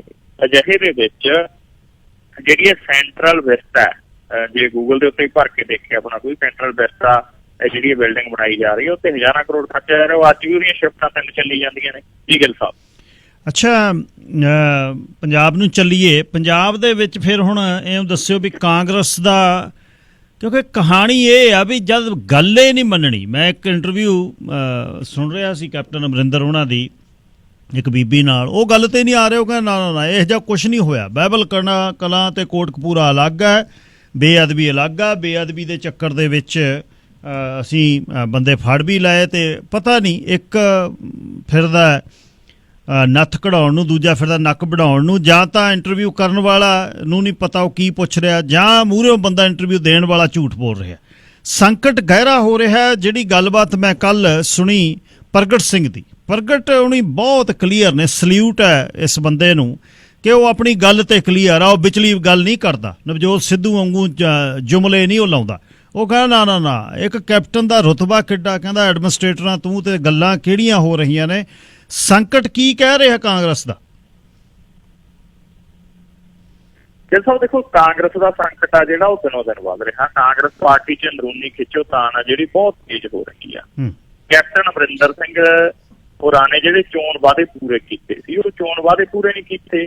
ਹੁਣ 4 ਸਾਲ ਬੀਤ ਗਏ, 6 ਮਹੀਨੇ ਦਾ ਸਮਾਂ ਰਹਿ ਗਿਆ ਅਗਲੀ ਸਰਕਾਰ ਦੇ ਵੋਟਾਂ ਪੈਣ 'ਚ, ਚੋਣ ਜਾਬਤਾ ਲੱਗ ਜਾਣਾ। ਉਸ ਤੋਂ ਬਾਅਦ ਇਹ 6 ਮਹੀਨੇ ਦੇ ਵਿੱਚ ਕੁਛ ਕਰਦੇ ਨਜ਼ਰ ਨਹੀਂ ਆ ਰਹੇ। ਹੁਣ ਕਾਂਗਰਸ ਪਾਰਟੀ ਦੇ ਬਹੁਤੇ MLA ਨੇ ਜਿਹੜੇ, ਉਹ ਕੈਪਟਨ ਅਮਰਿੰਦਰ ਸਿੰਘ ਨੂੰ ਕਹਿੰਦੇ ਨੇ ਵੀ ਹੁਣ ਪਹਿਲਾਂ ਵਾਲੀਆਂ ਗੱਲਾਂ ਨਹੀਂ ਰਹੀਆਂ ਵੀ ਜਾ ਕੇ ਲੋਕਾਂ ਨੂੰ ਜੁਮਲੇ ਦਿਖਾ ਕੇ ਦੁਬਾਰੇ ਫੇਰ ਆਪਾਂ ਜਿੱਤ ਜਾਾਂਗੇ। ਹੁਣ ਲੋਕ ਬਹੁਤ ਸਿਆਣੇ ਹੋ ਗਏ, ਬਹੁਤ ਚੇਤਨ ਹੋ ਗਏ। ਸੋਸ਼ਲ ਮੀਡੀਆ ਦਾ ਦੌਰ ਆ, ਔਰ ਉਹਦੇ 'ਚ ਆਪਾਂ ਲੋਕਾਂ ਨੂੰ ਮੂੰਹ ਕੀ ਦਿਖਾਵਾਂਗੇ, ਕਿਉਂਕਿ ਇਹਦੇ ਐਮਐਲਏ ਸਵਾਲ ਕਰ ਰਹੇ ਨੇ ਕਿ ਆਪਾਂ ਘਰ ਘਰ ਨੌਕਰੀ ਦਾ ਵਾਅਦਾ ਕੀਤਾ ਸੀ, ਉਹ ਨਹੀਂ ਪੂਰਾ ਕੀਤਾ। ਆਪਾਂ ਕਿਹਾ ਸੀ ਕਿ ਕੰਮ ਆਮਦਨ ਦੁੱਗਣੀ ਕਰਾਂਗੇ, ਉਹ ਨਹੀਂ ਪੂਰਾ ਕੀਤਾ। ਨਸ਼ਿਆਂ ਦਾ ਲੱਕ ਤੋੜਨ ਦੇ ਲਈ ਗੁਟਕਾ ਸਾਹਿਬ ਤੇ ਹੱਥ ਰੱਖ ਕੇ ਸਹੁੰ ਖਾਧੀ ਸੀ, ਉਹ ਨਹੀਂ ਪੂਰਾ ਕੀਤਾ। ਸਭ ਤੋਂ ਅਹਿਮ ਜਿਹੜਾ ਮਸਲਾ ਹੈਗਾ ਉਹ ਮਸਲਾ ਸ਼੍ਰੀ ਗੁਰੂ ਗ੍ਰੰਥ ਸਾਹਿਬ ਦੀ ਬੇਅਦਬੀ ਦੇ ਦੋਸ਼ੀਆਂ ਨੂੰ ਜਿਹੜਾ ਆਪਾਂ ਫੜਨਾ ਸੀ ਉਹ ਨਹੀਂ ਫੜੇ। ਤਾਂ ਇਹ ਸਾਰੇ ਸਵਾਲ ਨੇ ਜਿਹੜੇ ਕੈਪਟਨ ਅਮਰਿੰਦਰ ਸਿੰਘ ਨੂੰ ਪੁੱਛੇ ਜਾ ਰਹੇ ਨੇ। ਕਾਂਗਰਸ ਪਾਰਟੀ 'ਚ ਬਗਾਵਤ ਵੱਧ ਰਹੀ ਆ। ਸੁਖਜਿੰਦਰ ਰੰਧਾਵਾ ਤੇ ਸੁਨੀਲ ਜਾਖੜ ਦਾ ਅਸਤੀਫਾ ਫੜਾਉਣਾ, ਔਰ ਉਸ ਤੋਂ ਬਾਅਦ ਸੁਖਜਿੰਦਰ ਰੰਧਾਵਾ ਦਾ ਮੀਟਿੰਗ 'ਚ ਨਾ ਪਹੁੰਚਣਾ, ਫਿਰ ਨਵਜੋਤ ਸਿੰਘ ਸਿੱਧੂ ਦਾ ਲਗਾਤਾਰ ਬੋਲਣਾ, ਪ੍ਰਗਟ ਸਿੰਘ ਨੇ ਬੇਵਫਾਕੀ ਦੇ ਨਾਲ ਠੋਕ ਕੇ ਗੱਲ ਰੱਖੀ। ਚਰਨਜੀਤ ਚੰਨੀ ਬਾਰੇ ਗੱਲ ਚੱਲ ਰਹੀ ਆ ਕਿ ਉਹ ਨਾਰਾਜ਼ ਹੋਇਆ ਘਰੇ ਬੈਠਾ, ਉਹ ਕੈਪਟਨ ਅਮਰਿੰਦਰ ਸਿੰਘ ਦੇ ਨਾਲ ਬਹੁਤ ਨਾਰਾਜ਼ ਨਜ਼ਰ ਆ ਰਿਹਾ ਹੈ। ਉਧਰ ਮਾਝੇ ਦੇ ਜਿਹੜੇ ਐਮਐਲਏ ਨੇ ਉਹਨਾਂ ਨੇ ਕੈਪਟਨ ਅਮਰਿੰਦਰ ਸਿੰਘ ਨੂੰ ਬਹੁਤ ਸਾਰੇ ਸਵਾਲ ਕੀਤੇ ਨੇ। ਪਹਿਲਾਂ ਪ੍ਰਗਟ ਸਿੰਘ ਜੀ ਨਵਤੇਜ ਚੀਮਾ ਖੁੱਲ੍ਹ ਕੇ ਬੋਲਿਆਗਾ, ਉਹਨੇ ਕੈਪਟਨ ਅਮਰਿੰਦਰ ਸਿੰਘ ਨੂੰ ਕਿਹਾਗਾ ਕਿ ਇਸ ਤਰੀਕੇ ਦੇ ਨਾਲ ਕਪਤਾਨ ਸਾਹਿਬ ਗੱਲ ਨਹੀਂ ਚੱਲਣੀ। ਔਰ ਪਤਾ ਲੱਗਿਆ ਕਿ ਐਮਐਲਏ ਜਿਹੜਾ ਹਰਦੇਵ ਸਿੰਘ ਲਾਡੀ ਸ਼ੇਰੋਵਾਲੀ ਹੈ, ਉਹਨੇ ਵੀ ਕਿਹਾਗਾ, ਉਹ ਕਹਿੰਦਾ ਜੀ ਲੋਕ ਆਖੀ ਜਾਂਦੇ ਨੇ ਵੀ ਦੋਨੇ ਧਿਰਾਂ ਰਲੀਆਂ ਹੋਈਆਂ, ਜਿਸ ਕਰਕੇ ਸਰਕਾਰ ਨੂੰ ਸਪਸ਼ਟ ਕਰਨਾ ਚਾਹੀਦਾ। ਔਰ ਅਜਿਹੇ ਸਥਿਤੀ ਦੇ ਵਿੱਚ ਸੰਗਤ ਸਿੰਘ ਗਿੱਲ ਜੀ ਆ ਜਿਹੜਾ ਐਮਐਲਏ ਆ, ਉਹਨੇ ਕੈਪਟਨ ਅਮਰਿੰਦਰ ਸਿੰਘ ਨੂੰ ਕਿਹਾ ਕਿ ਸਰਕਾਰ ਨੂੰ ਬੇਅਦਬੀ ਮਾਮਲੇ 'ਚ ਇਨਸਾਫ ਦੇਣਾ ਹੀ ਪਊਗਾ, ਨਹੀਂ ਤਾਂ ਫਿਰ ਇਹ ਮਸਲਾ ਹੱਲ ਨਹੀਂ ਹੋਣਾ। ਔਰ ਇਹ ਵੀ ਪਤਾ ਲੱਗਿਆ ਗਿੱਲ ਸਾਹਿਬ ਕਿ ਮਾਝੇ ਵਾਲੇ ਵਿਧਾਇਕ ਕਹਿੰਦੇ ਕੈਪਟਨ ਸਾਹਿਬ ਆਪਾਂ ਲੋਕਾਂ ਨਾਲ ਵਾਅਦਾ ਕੀਤਾ ਸੀ ਵੀ ਅਸੀਂ ਮਸਲਾ ਹੱਲ ਕਰਾਂਗੇ, ਆਪਾਂ ਕਰ ਨਹੀਂ ਪਾਏ। ਕਹਿੰਦੇ ਚਲੋ ਮੰਨ ਲਿਆ ਵੀ ਤੁਸੀਂ ਮਾਲਵਿਆ ਨੂੰ ਹੱਥ ਨਹੀਂ ਪਾਉਂਦੇ ਆ, ਮਾਝੇ ਵਾਲਾ ਇੱਕ ਫੈਸਲਾ ਉਹਨੂੰ ਫੜ ਕੇ ਅੰਦਰ ਕਰ ਦਿਓ, ਇੰਨੇ ਨਾਲ ਹੀ ਆਪਾਂ ਕੋਲ ਮੂੰਹ ਦਿਖਾਉਣ ਜੋਗੇ ਹੋ ਜਾਾਂਗੇ ਲੋਕਾਂ 'ਚ। ਔਰ ਇਹ ਮਸਲਾ ਗਾ ਜਿਹੜਾ ਇਹ ਮਸਲੇ ਨੂੰ ਏਦਾਂ ਹੱਲ ਕਰੋ। ਕੈਪਟਨ ਅਮਰਿੰਦਰ ਸਿੰਘ ਨੇ ਮੀਟਿੰਗਾਂ ਕੀਤੀਆਂ ਐਮਐਲਏ ਨਾਲ। ਗਿੱਲ ਸਾਹਿਬ ਪਤਾ ਲੱਗਿਆ ਮੀਟਿੰਗਾਂ ਦੇ ਵਿੱਚ ਨਾ ਕਪਤਾਨ ਸਾਹਿਬ ਲਿਆ ਕੇ ਨਾਲ ਕਾਨੂੰਨੀ ਮਾਹਰਾਂ ਦੀ ਟੀਮ ਬਿਠਾ ਲੈਂਦੇ ਸੀ। ਸੀਏਜੀ ਨੂੰ ਬਹਾ ਲਿਆ, ਸਰਕਾਰੀ ਵਕੀਲਾਂ ਦੀ ਟੀਮ ਬਹਾ ਲਈ, ਔਰ ਉਹਨਾਂ ਨੂੰ ਕਹਿੰਦੇ ਸੀ ਵੀ ਐਮਐਲਏ ਸਾਹਿਬ ਨੂੰ ਸਮਝਾਓ ਵੀ ਕਾਨੂੰਨੀ ਨੁਕਤੇ ਵੀ ਆਪਾਂ ਕਿੱਥੇ ਕੇਸ ਲੈ ਕੇ ਚੱਲਦੇ ਹਾਂ। ਮੂਹਰੋਂ ਐਮਐਲਏ ਕਹਿੰਦੇ ਸਰ ਇਹ ਪਿੰਡਾਂ 'ਚ ਜਾ ਕੇ ਥੋੜੀ ਨਾ ਸਮਝਾਵਾਂਗੇ ਆਪਾਂ, ਇਹਨਾਂ ਨੇ ਕਾਨੂੰਨੀ ਨੁਕਤੇ ਵੀ ਉੱਥੇ ਹਾਈ ਕੋਰਟ 'ਚ ਆਹ ਗੱਲ ਹੋਈ, ਉੱਥੇ ਆਹ ਹੋ ਰਿਹਾ, ਉੱਥੇ ਆਹ ਹੋ ਰਿਹਾ। ਉੱਥੇ ਤਾਂ ਲੋਕ ਇਹ ਪੁੱਛ ਰਹੇ ਨੇ ਵੀ ਤੁਸੀਂ ਬੇਅਦਬੀ ਦੇ ਦੋਸ਼ੀਆਂ ਨੂੰ ਅੰਦਰ ਕਦੋਂ ਕਰ ਰਹੇ ਹੋ, ਜੇ ਮਾਲਵੇ ਵਾਲੇ ਨਹੀਂ ਕਰਦੇ, ਮਾਝੇ ਵਾਲੇ ਨਹੀਂ ਕਰਦੇ। ਤਾਂ ਇਹ ਜਿਹੜਾ ਕਾਂਗਰਸ ਪਾਰਟੀ 'ਚ ਘਮਾਸਾਨ ਮੱਚਿਆ, ਉਹਦੇ ਵਿੱਚੋਂ ਮੈਨੂੰ ਤਾਂ ਲੱਗਦਾ ਕਿ ਆਉਣ ਵਾਲੇ ਦਿਨਾਂ ਦੇ ਵਿੱਚ ਕਾਂਗਰਸ ਇੱਕ ਗਹਿਰੇ ਸੰਕਟ 'ਚ ਜਾ ਸਕਦੀ ਆ। ਇਹਨਾਂ ਦੀ ਕੇਂਦਰੀ ਹਾਈ ਕਮਾਂਡ ਤੋਂ ਮਸਲਾ ਹੱਲ ਹੁੰਦਾ ਨਜ਼ਰ ਨਹੀਂ ਆ ਰਿਹਾ। ਪੱਛਮੀ ਬੰਗਾਲ ਦੇ ਵਿੱਚ ਚੋਣਾਂ ਹੋਈਆਂ ਨੇ, 2 ਮਈ ਨੂੰ ਨਤੀਜੇ ਨੇ, ਪਤਾ ਇਹ ਲੱਗ ਰਿਹਾ ਵੀ ਉੱਥੇ 2 ਦਰਜਨ ਸੀਟਾਂ ਵੀ ਨਹੀਂ ਆ ਰਹੀਆਂ 294 ਚੋਂ, ਨਾ ਖੱਬੇ ਪੱਖੀ ਨੂੰ ਨਾ ਕਾਂਗਰਸ ਨੂੰ। ਕਾਂਗਰਸ ਦੀ ਜਿਹੜੀ ਆਲ ਇੰਡੀਆ ਲੈਵਲ ਉੱਤੇ ਹਾਲਤ ਪੈਦਾ ਹੋ ਰਹੀ ਆ ਰਾਹੁਲ ਗਾਂਧੀ ਕਰਕੇ, ਉਹਦਾ ਪੰਜਾਬ 'ਚ ਅਸਰ ਵੀ ਦੇਖਣ ਨੂੰ ਮਿਲੂਗਾ। ਔਰ ਉਹਦੇ 'ਚ ਕੋਈ ਨਹੀਂ ਮੰਨਦਾ ਹਾਈ ਕਮਾਂਡ ਨੂੰ ਹੁਣ। ਜੀ 30 ਸੈਕਿੰਡ ਦੇ ਵਿੱਚ ਚਹਿਲਾਂ ਪਿੰਡ ਦੀ ਖਬਰ ਦੱਸਿਓ ਕਿ ਮਤਰੇਈ ਆਪਣੀ ਧੀ ਨਾਲ ਬਲਾਤਕਾਰ ਕਰਨ ਵਾਲੇ ਨੂੰ ਗੋਲੀ ਕਿਹਨੇ ਮਾਰੀ ਫਿਰ? ਜੀ ਗਿੱਲ ਸਾਹਿਬ ਆਪਣੀ ਮਤਰੇਈ ਧੀ ਦੇ ਨਾਲ ਇੱਕ ਵਿਅਕਤੀ ਨੇ ਪਿਛਲੇ ਸਾਲ ਖਬਰ ਆਈ ਸੀ ਕਿ ਬਲਾਤਕਾਰ ਆ ਜਿਹੜਾ ਕੀਤਾ, ਉਸ ਤੋਂ ਬਾਅਦ ਪੁਲਿਸ ਕੇਸ ਦਰਜ ਹੋਇਆ, ਜੇਲ੍ਹ ਗਿਆ। ਜੇਲ੍ਹ ਤੋਂ ਬਾਹਰ ਆ ਕੇ ਫਿਰ ਆਪਦੀ ਉਸੇ ਮਤਰੇਈ ਧੀ ਤੇ ਆਪਦੀ ਪਤਨੀ ਦੇ ਨਾਲ ਰਹਿਣ ਲੱਗਿਆ ਸੀ। ਮਹੀਨਾ ਕੁ ਪਹਿਲਾਂ ਜੇਲ੍ਹ ਚੋਂ ਆਇਆ ਸੀ। ਤਾਂ ਅੱਜ ਸਵੇਰੇ ਇਹਦਾ ਮਤਲਬ ਜਿਹੜਾ ਉਹ ਗੋਲੀ ਵੱਜੀ ਹੋਈ ਸੀ, ਕੋਲੇ ਦੇ ਪਿਸਤੌਲ ਪਿਆ ਸੀਗਾ। ਇਹਦੀ ਪਤਨੀ ਨੇ ਪਿੰਡ 'ਚ ਦੱਸਿਆ ਕਿ ਇਸ ਤਰੀਕੇ ਦੇ ਨਾਲ ਅਚਾਨਕ ਗੋਲੀ ਲੱਗਣ ਦੇ ਨਾਲ ਇਹਦੀ ਮੌਤ ਹੋਈ ਹੈ। ਤੋ ਬੜਾ ਸੰਤ੍ਰਿਸ਼ਟ ਤਰੀਕਾ ਹੈਗਾ, ਅਜੇ ਤੱਕ ਕੁਛ ਨਹੀਂ ਪਤਾ ਲੱਗ ਸਕਿਆ ਕਿ ਇਹਦੀ ਮੌਤ ਦਾ ਕਾਰਨ ਕੀ ਹੈਗਾ। ਤੋ ਇਹ ਖਬਰ ਆ ਜਿਹੜੀ ਬੜੀ ਇਸ ਰੂਪ ਦੀ ਸਾਹਮਣੇ ਆ ਰਹੀ ਹੈ। ਉਦੋਂ ਹੀ ਪਤਾ ਲੱਗਿਆਗਾ ਕਿ ਸਿਮਰਜੀਤ ਸਿੰਘ ਬੈਂਸ ਹੋਰਾਂ ਦਾ ਜਿਹੜਾ ਸਿਕਿਉਰਿਟੀ ਗਾਰਡ ਸੀ, ਉਹਨਾਂ ਦਾ ਗਨਮੈਨ, ਉਹਦੀ ਵੀ ਇਸ ਭਰੇ ਹਾਲਤਾਂ ਦੇ ਵਿੱਚ ਮੌਤ ਹੋ ਗਈ। ਲੋਕ ਕਹਿ ਰਹੇ ਨੇ ਖੁਦਕੁਸ਼ੀ ਕਰ ਗਿਆ। ਲੇਕਿਨ ਸਿਮਰਜੀਤ ਸਿੰਘ ਬੈਂਸ ਹੋਰਾਂ ਨੇ ਫੇਸਬੁੱਕ ਅਕਾਊਂਟ ਦੇ ਉੱਤੇ ਪਾਇਆ ਹੈਗਾ ਕਿ ਉਸ ਲਈ ਅਚਾਨਕ ਗੋਲੀ ਲੱਗਣ ਦੇ ਨਾਲ ਜਿਹੜੀ ਰਿਵਾਲਵਰ ਸਾਫ਼ ਕਰਦਿਆਂ ਮੌਤ ਹੋਈ ਹੈ। ਜੀ ਧੰਨਵਾਦ ਜੀ। ਕੱਲ ਨੂੰ ਫੇਰ 9:10 ਤੇ ਗੱਲਬਾਤ ਕਰਾਂਗੇ। Thank you. ਸ਼ੁਕਰੀਆ ਗਿੱਲ ਸਾਹਿਬ, ਤੁਹਾਡਾ ਤੇ ਸਾਰੇ ਸਰੋਤਿਆਂ ਦਾ ਬਹੁਤ ਬਹੁਤ। ਹੁਣ ਵਾਰੀ ਹੈ ਨਰੇਸ਼ ਸ਼ੁਕਲਾ ਜੀ ਦੀ। ਨਰੇਸ਼ ਸ਼ੁਕਲਾ ਜੀ 4 ਦਹਾਕਿਆਂ ਤੋਂ ਵੱਧ ਦਾ ਸਮਾਂ ਹੋ ਗਿਆ ਬਿਜ਼ਨਸ ਦੇ ਵਿੱਚ ਤੇ ਮਦਰ ਇੰਡੀਆ ਮੇਨ ਸਟਰੀਟ ਤੇ, ਉੱਥੋਂ ਗੱਲਬਾਤ ਕਰਨਗੇ ਸ਼ੁਕਲਾ ਜੀ। ਸ਼ੁਕਲਾ ਜੀ ਸਵਾਗਤ, ਸਤਿ ਸ੍ਰੀ ਅਕਾਲ। ਹਾਂਜੀ ਭਾਜੀ, ਤੁਹਾਨੂੰ ਤੇ ਪ੍ਰੋਗਰਾਮ ਸੁਣਨ ਵਾਲੇ ਸਾਰੇ ਭੈਣ ਭਰਾਵਾਂ ਨੂੰ ਮੇਰੇ ਵੱਲੋਂ ਨਮਸਕਾਰ, ਸਤਿ ਸ੍ਰੀ ਅਕਾਲ ਜੀ। ਇਸ ਸਾਲ ਨਗਰ ਕੀਰਤਨ ਨਹੀਂ ਹੋਇਆ, ਉਹ ਦਿਨਾਂ ਦੇ ਵਿੱਚ ਕਿਵੇਂ ਮਹਿਸੂਸ ਕੀਤਾ? ਸ਼ੁਰੂ ਤੋਂ ਇੰਨਾ ਕੁ ਦੱਸੋ ਪਹਿਲਾਂ। ਬਿਲਕੁਲ ਅਸੀਂ ਬਹੁਤ ਹੀ ਜ਼ਿਆਦਾ ਮਿਸ ਕੀਤਾ ਬਿਕਾਜ਼ ਦੋ ਨਗਰ ਕੀਰਤਨ ਸਾਡੇ ਮੇਨ ਸਟਰੀਟ ਤੇ ਨਹੀਂ ਆਏ, ਲੇਕਿਨ ਇੱਕ ਹਫਤਾ ਕਿਹਾ 1 ਮਹੀਨਾ ਪਹਿਲਾਂ ਤਿਆਰੀ ਹੋਣ ਲੱਗ ਪੈਂਦੀ ਸੀਗੀ। ਜਿਹੜੇ ਬਾਹਰ ਆਊਟ ਆਫ ਟਾਊਨ ਤੋਂ ਭੈਣ ਭਰਾ ਫੋਨ ਕਰਦੇ ਸੀਗੇ ਅਸੀਂ ਆ ਰਹੇ ਹਾਂ, ਸਮਾਨ ਅਵੇਲੇਬਲ ਆ, ਤਿਆਰ ਰੱਖੋ ਅਸੀਂ ਆਉਣਾ ਹੈਗਾ।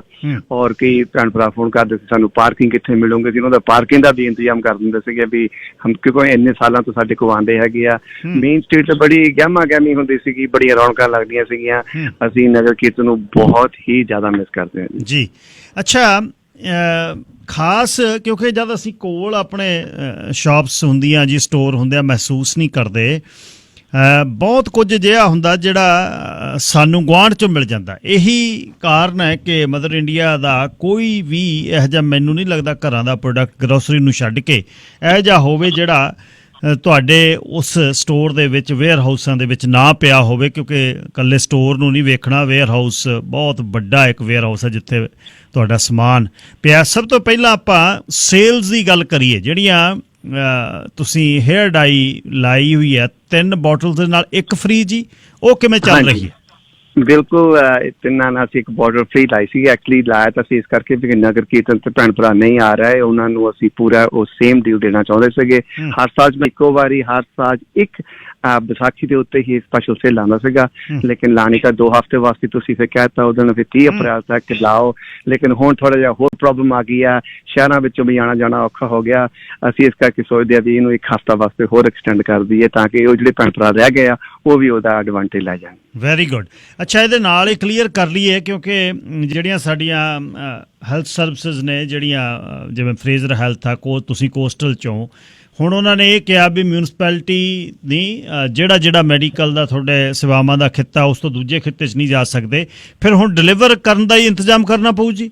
ਬਿਲਕੁਲ, ਸਾਡਾ ਹੁਣ ਅਸਲ ਤੁਸੀਂ 80% ਸਾਡਾ ਬਿਜ਼ਨਸ ਮਦਰ ਇੰਡੀਆ ਦਾ 80% ਬਿਜ਼ਨਸ ਆਨਲਾਈਨ ਤੇ ਚੱਲਦਾ ਹੈਗਾ। ਔਰ ਭੈਣ ਭਰਾ ਫੋਨ ਕਰਦੇ ਹੈਗੇ ਆ, ਉਹ ਕਹਿੰਦੇ ਸਾਨੂੰ ਆਹ ਚੀਜ਼ ਚਾਹੀਦੀ ਆ, ਜਿੰਨਾ ਦਾ ਸਮਾਨ ਹੁੰਦਾ ਲਿਖਵਾ ਦਿੰਦੇ ਹੈਗੇ ਆ। ਕੈਨੇਡਾ ਤੇ ਅਮਰੀਕਾ ਦੇ ਵਿੱਚ ਦੋਨਾਂ ਕੰਟਰੀਆਂ 'ਚ ਅਸੀਂ ਬਿਲਕੁਲ ਫ੍ਰੀ ਕਰਦੇ ਹੈਗੇ ਡਿਲੀਵਰ, ਨੋ ਐਕਸਟਰਾ ਚਾਰਜ। ਮਿਨੀਮਮ $80 ਪਲੱਸ ਦਾ ਆਰਡਰ ਹੋਣਾ ਚਾਹੀਦਾ। ਔਰ ਪਲੱਸ ਕਈ ਭੈਣ ਭਰਾ ਆਉਂਦੇ ਹੈਗੇ ਪਹਿਲਾਂ ਹੀ ਫੋਨ ਕਰ ਦਿੰਦੇ ਆ ਸਾਨੂੰ ਆਹ ਸਮਾਨ ਤੁਸੀਂ ਪੈਕ ਕਰਕੇ ਲਿਫਾਫਾ ਰੱਖਿਓ, ਸੋ ਬਾਹਰੋਂ ਹੀ ਉਹ ਕਾਰ 'ਚ ਲੈ ਜਾਂਦੇ ਆ, ਅੰਦਰ ਵੀ ਸਟੋਰ 'ਚ ਨਹੀਂ ਆਉਂਦੇ, ਪਹਿਲਾਂ ਹੀ ਉਹ ਪੇਡ ਕਰ ਦਿੰਦੇ ਹੈਗੇ ਆ। ਇਸ ਕਰਕੇ ਬਾਕੀ ਸਾਰੀ ਡੈਲਟਾ ਤੇ ਲੈਂਗਲੀ ਵਿੱਚ ਅਸੀਂ ਸਪੈਸ਼ਲ ਇੱਕ ਆਪਣਾ ਡੀਲ ਹੈਗਾ, ਉਹ ਸਾਰਾ ਦਿਨ ਉਸੇ ਏਰੀਏ 'ਚ ਰਹਿੰਦਾ ਹੈਗਾ। ਤੁਸੀਂ ਹੁਣ ਆਰਡਰ ਕਰੋ, ਸ਼ਾਮ ਨੂੰ ਤੁਹਾਡੇ ਘਰ ਅਸੀਂ ਪਹੁੰਚਾ ਦਿੰਦੇ ਹਾਂ, ਤੁਹਾਨੂੰ ਆਉਣ ਦੀ ਬਿਲਕੁਲ ਲੋੜ ਨਹੀਂ ਹੈਗੀ। Very good. ਅੱਛਾ ਜੀ, ਇਸ ਤੋਂ ਹੀ ਅੱਗੇ ਸਕਿਨ ਦੇ ਪ੍ਰੋਡਕਟਸ ਦੇ ਬਾਰੇ ਥੋੜ੍ਹਾ ਜਿਹਾ ਫੇਰ ਰਿਫਰੈਸ਼ ਕਰ ਦਿਓ। ਜਿਹੜੇ ਸ਼ੈਂਪੂ ਨੇ, ਉਸ ਤੋਂ ਬਾਅਦ ਜਿਹੜੇ ਖਾਸ ਸਾਬਣ ਨੇ, ਤੇ ਫਿਰ ਫੇਸ ਵਾਸ਼ ਨੇ ਜਿਹੜੇ, ਉਹਨਾਂ ਦੇ ਬਾਰੇ। ਹਾਂਜੀ ਬਿਲਕੁਲ, ਸਾਡੇ ਫੇਅਰਨੈਸ ਕਰੀਮ ਬਹੁਤ ਹੀ ਪਾਪੂਲਰ ਹੈਗੀ ਆ। ਫੇਸ ਵਾਸ਼ ਹੈਗਾ ਨੀਮ ਤੁਲਸੀ ਫੇਸ ਵਾਸ਼ ਹੈਗਾ, ਚਾਰਕੋ ਫੇਸ ਵਾਸ਼ ਹੈਗਾ। ਫੇਸ ਵਾਸ਼ ਤੇ ਤੁਸੀਂ ਸਾਡੀ ਮੁਲਤਾਨੀ ਮਿੱਟੀ ਦੇ ਨਾਲ rose water organic make sure organic rose water ਹੀ ਯੂਜ਼ ਕਰੋ, ਪਾਣੀ ਨਾ ਯੂਜ਼ ਕਰੋ, ਬਿਕੋਜ਼ ਪਾਣੀ ਯੂਜ਼ ਕਰੋ ਕਰ ਸਕਦੇ ਹਾਂ ਲੇਕਿਨ ਉਹਦਾ ਰਿਫੈਕਟ ਘੱਟ ਜਾਂਦਾ ਹੈਗਾ। ਤੇ ਇਸ ਕਰਕੇ ਜਦੋਂ ਵੀ ਤੁਸੀਂ ਮੁਲਤਾਨੀ ਮਿੱਟੀ ਯੂਜ਼ ਕਰਨੀ ਉਹਦੇ ਵਿੱਚ ਰੋਜ਼ ਵਾਟਰ ਉਹ ਵੀ ਔਰਗੈਨਿਕ ਪਾਓ, ਅਗਰ ਹੋ ਸਕਦਾ ਥੋੜੀ ਹਨੀ ਪਾ ਦਿਓ, ਜਾਂ ਤੁਸੀਂ ਬਟਨਾ ਜਿਹਨੂੰ ਆਪਾਂ ਕਹਿੰਦੇ ਉਹਦੇ ਵਿੱਚ ਵੀ ਬਹੁਤ ਆਈਟਮਾਂ ਅਸੀਂ ਪਾਈਆਂ ਹੈਗੀਆਂ। ਬਟਨੇ ਵਿੱਚ ਤੁਸੀਂ ਸਿਰਫ ਦੁੱਧ ਪਾਉਣਾ ਹੈਗਾ, ਉਹ 'ਚ ਹਨੀ ਜਾਂ ਰੋਜ਼ ਵਾਟਰ ਨਹੀਂ ਪਾਉਣਾ, ਉਹਨੂੰ ਬਸ ਪੇਸਟ ਬਣਾਓ। ਬਟਨੇ ਨੂੰ ਸਿਰਫ ਤੁਸੀਂ once a week ਜਾਂ once a second week ਲਾ ਸਕਦੇ ਆ। ਤੁਸੀਂ ਲਾਓ, ਤੁਹਾਡਾ ਚਿਹਰਾ ਬਿਲਕੁਲ ਗਲੋ ਕਰੇਗਾ, ਰਿੰਕਲਸ ਨੂੰ ਵੀ ਹੈਲਪ ਕਰਦੀ ਆ, ਸਟਾਪ ਕਰਦਾ ਹੈਗਾ। ਬਹੁਤ ਹੀ ਅੱਛੇ ਪ੍ਰੋਡਕਟਸ ਹੈਗੇ ਆ।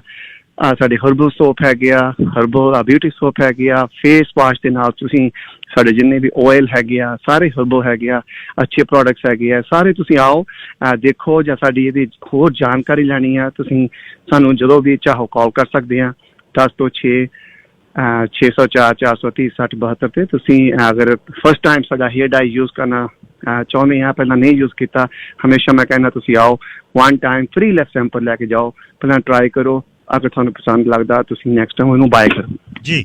ਅੱਛਾ, ਆਪਣੇ ਸ਼ੁਕਲਾ ਜੀ ਇੱਕ ਹੋਰ ਦੱਸਿਓ, ਜਿਹੜੀ ਕਾੜਾ ਆ ਆਪਾਂ ਦਿਨਾਂ ਦੇ ਵਿੱਚ ਉਹ ਹਾਲੇ ਵਿੱਚੇ ਜਾ ਰਹੇ ਆ ਕੋਵਿਡ ਦੇ, ਕਾੜਾ ਤੇ ਤੁਲਸੀ ਡ੍ਰੌਪ, ਇਹਨਾਂ ਦੇ ਬਾਰੇ ਦੱਸਿਓ ਜੀ।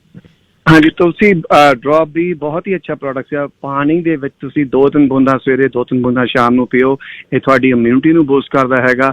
ਕਾੜਾ ਤਾਂ ਇਹਨਾਂ ਦਿਨਾਂ ਵਿੱਚ ਬਹੁਤ ਹੀ ਲਾਹੇਵੰਦ ਹੈ ਬਿਕੋਜ਼ ਤੁਹਾਡੀ ਇਮਿਊਨਿਟੀ ਨੂੰ ਬੂਸਟ ਕਰਦਾ। ਇਹਦੇ ਵਿੱਚ ਅਸੀਂ 17 ਆਈਟਮਾਂ ਪਾਈਆਂ ਹੈਗੀਆਂ। 17 ਆਈਟਮਾਂ ਇਕੱਠੀਆਂ ਕਰਨੀਆਂ ਘਰ ਦੇ ਵਿੱਚ ਬੜੀਆਂ ਇੰਪੋਸੀਬਲ ਹੁੰਦੀਆਂ। ਆਮ ਅਸੀਂ ਕਹਿ ਦਿੰਦੇ ਹਾਂ 4-5 ਆਈਟਮਾਂ ਪਾ ਕੇ ਵੀ ਮੈਂ ਕਾੜਾ ਬਣਾ ਲਿਆ, ਲੇਕਿਨ ਕਾੜੇ ਦੇ ਵਿੱਚ ਦੇਖੋ ਆਈਟਮਾਂ ਮੈਂ ਬੋਲਦਾ ਹੈਗਾ, ਇਹ ਸਾਰੀਆਂ ਔਰਗੈਨਿਕ ਆ, ਇਹ ਮਿਕਸ ਕੀਤੀਆਂ ਹੈਗੀਆਂ, ਜਿਹਦੇ ਵਿੱਚ ਅਸੀਂ ਸੌਂਫ, ਮਲੱਠੀ, ਬਨਕਸ਼ਾ, ਮਨੱਕਾ, ਜੀਰਾ, ਅਜਵੈਨ, ਕਾਲੀ ਮਿਰਚ, ਸੁੰਡ, ਧਨੀਆ, ਦਾਲਚੀਨੀ, ਹਲਦੀ, ਪੁਦੀਨਾ, ਤੁਲਸੀ, ਗਲੋਏ, ਬੜੀ ਇਲਾਇਚੀ, ਲੌਂਗ, ਇਹ ਸਾਰਾ ਹੀ ਪਾਇਆ ਹੈਗਾ। ਔਰ ਪੀਣ ਦੀ ਵਿਧੀ ਬਹੁਤ ਹੀ ਈਜ਼ੀ ਆ। ਤੁਸੀਂ 3 ਕੱਪ ਪਾਣੀ ਦੇ ਪਤੀਲੇ ਵਿੱਚ ਪਾਓ, ਹਾਫ ਏ ਟੀਸਪੂਨ ਛੋਟਾ, ਅੱਧਾ ਟੀਸਪੂਨ ਪਾਉਣਾ, ਉਹ ਤਕਰੀਬਨ 3 ਗ੍ਰਾਮ ਦਾ ਹੋ ਜਾਂਦਾ, ਜ਼ਿਆਦਾ ਨਹੀਂ ਪਾਉਣਾ। ਉਹਨੂੰ ਕੱਢ ਕੇ ਜਦੋਂ 1.5 ਕੱਪ ਰਹਿ ਜਾਏ ਉਹਨੂੰ ਚਾਹ ਵਾਂਗੂ ਪੁਣ ਕੇ ਪੀ ਲਓ। ਇਹ 'ਚ ਖੰਡ ਜਾਂ ਦੁੱਧ ਨਹੀਂ ਪਾਉਣਾ, ਗੁੜ ਪਾ ਸਕਦੇ ਹਾਂ, ਬਲਕਿ ਗੁੜ ਵੀ ਨਾ ਪਾਓ, ਇਹ ਤਾਂ ਬਹੁਤ ਹੀ ਅੱਛਾ ਟੇਸਟ ਹੈਗਾ। ਤੇ ਇਸ ਦੇ ਨਾਲ ਘਰ ਨੂੰ ਜਿਹੜਾ ਮਹਿਕਦਾ ਰੱਖਣ ਲਈ ਅਗਰਬੱਤੀ ਹੈ ਜੀ, ਉਹਦੇ ਬਾਰੇ ਵੀ। ਹਾਂਜੀ, ਅਗਰਬੱਤੀ ਸਾਡੀ ਨਾਰਥ ਅਮਰੀਕਾ ਦੇ ਵਿੱਚ ਇੱਕੋ ਇੱਕ ਅਗਰਬੱਤੀ ਮਦਰ ਇੰਡੀਆ ਅਗਰਬੱਤੀ ਹੈ, ਜਿਹਦੇ ਵਿੱਚ ਕੋਈ ਕਾਲਾ ਧੂੰਆਂ ਨਹੀਂ ਹੈ, ਕੋਈ ਬਲੈਕ ਸਮੋਕ ਨਹੀਂ ਹੈ। ਇਹਦੇ ਵਿੱਚ 60 ਡਿਫਰੈਂਟ ਫ੍ਰੈਗਨੈਂਸ ਦੇ ਵਿੱਚ ਇਹ ਤੁਹਾਨੂੰ ਪ੍ਰੋਡਕਟ ਮਿਲ ਜਾਂਦਾ ਹੈਗਾ। ਤੁਸੀਂ ਆਓ, ਦੇਖੋ ਤੁਹਾਨੂੰ ਕਿਹੜੀ ਫ੍ਰੈਗਨੈਂਸ ਅੱਛੀ ਲੱਗਦੀ ਹੈਗੀ, ਉਹ ਲੈ ਕੇ ਜਾਓ। ਤੁਸੀਂ ਆਓਗੇ, ਤੁਹਾਡੇ ਕੋਲ ਚੋਇਸ ਬਹੁਤ ਹੈਗੀ ਆ। ਤੁਸੀਂ ਚੰਦਨ, ਰੋਜ਼, ਲੈਵੈਂਡਰ, ਜੈਸਮਿਨ, ਜਿਹੜੀ ਵੀ ਤੁਹਾਨੂੰ ਅੱਛੀ ਲੱਗਦੀ ਹੈਗੀ ਆ, ਉਹ ਪ੍ਰੋਡਕਟ ਤੁਸੀਂ ਵਨ ਟਾਈਮ ਪਹਿਲਾਂ ਫ੍ਰੀ ਸੈਂਪਲ ਲੈ ਜਾਓ, ਪਹਿਲਾਂ ਤੁਹਾਨੂੰ ਜਿਹੜਾ ਪਸੰਦ ਹੈ ਤੁਸੀਂ ਫਿਰ ਨੈਕਸਟ ਟਾਈਮ ਬਾਏ ਵੀ ਕਰ ਸਕਦੇ ਆ, ਜਾਂ ਕਿਸੇ ਵੀ ਭਾਰਤੀ ਗਰੋਸਰੀ ਸਟੋਰ ਤੋਂ ਸਾਡਾ ਮਦਰ ਇੰਡੀਆ ਦਾ ਅਗਰਬੱਤੀ ਪ੍ਰੋਡਕਟ ਤੁਹਾਨੂੰ ਮਿਲ ਜਾਂਦਾ ਹੈਗਾ। ਹੋਰ ਕੀ ਸਮਾਨ ਜੇ ਆਪਾਂ ਥੋੜਾ ਜਿਹਾ ਗਣਾਉਣਾ ਹੋਵੇ ਮਦਰ ਇੰਡੀਆ ਤੇ ਇਹਨਾਂ ਚੀਜ਼ਾਂ ਤੋਂ ਬਿਨਾਂ ਹੋਰ ਕੀ ਹੈ ਜੀ? ਹਾਂਜੀ, ਮਦਰ ਇੰਡੀਆ ਸਾਡੇ ਕੋਲ ਅਤਰ ਬਹੁਤ ਹੀ ਅੱਛੇ ਪਰਫਿਊਮ ਹੈਗੇ ਆ, ਉਹ ਵੀ ਹਾਂ ਬਹੁਤ ਹੀ ਅੱਛੇ ਹੈ, ਬਹੁਤ ਹੀ ਅੱਛਾ ਰਿਸਪੌਂਸ ਹੈਗਾ। ਉਸ ਤੋਂ ਇਲਾਵਾ ਸਾਡੇ ਕੋਲ ਪੂਜਾ ਦੀ ਆਈਟਮ ਕੋਈ ਵੀ ਹੋਵੇ, ਤੁਹਾਡੇ ਧਾਰਮਿਕ ਫੋਟੋ, ਪੋਸਟਰ, ਰਿਲੀਜੀਅਸ ਬੁੱਕਸ, ਜਾਂ ਤੁਸੀਂ ਗਿਫਟ ਦੇਣਾ ਕਿਸੇ ਨੂੰ, ਕਾਪਰ ਦੇ ਭਾਂਡੇ ਹੋਣ, ਸਟੀਲ ਦੇ ਭਾਂਡੇ ਹੋਣ, ਕਹੇ ਦੇ ਭਾਂਡੇ ਹੋਣ, ਕੋਈ ਵੀ ਪ੍ਰੋਡਕਟ ਜਿੱਦਾਂ ਤੁਸੀਂ ਲੈਣਾ ਹੈਗਾ ਮਦਰ ਇੰਡੀਆ ਆ ਸਕਦੇ ਆ।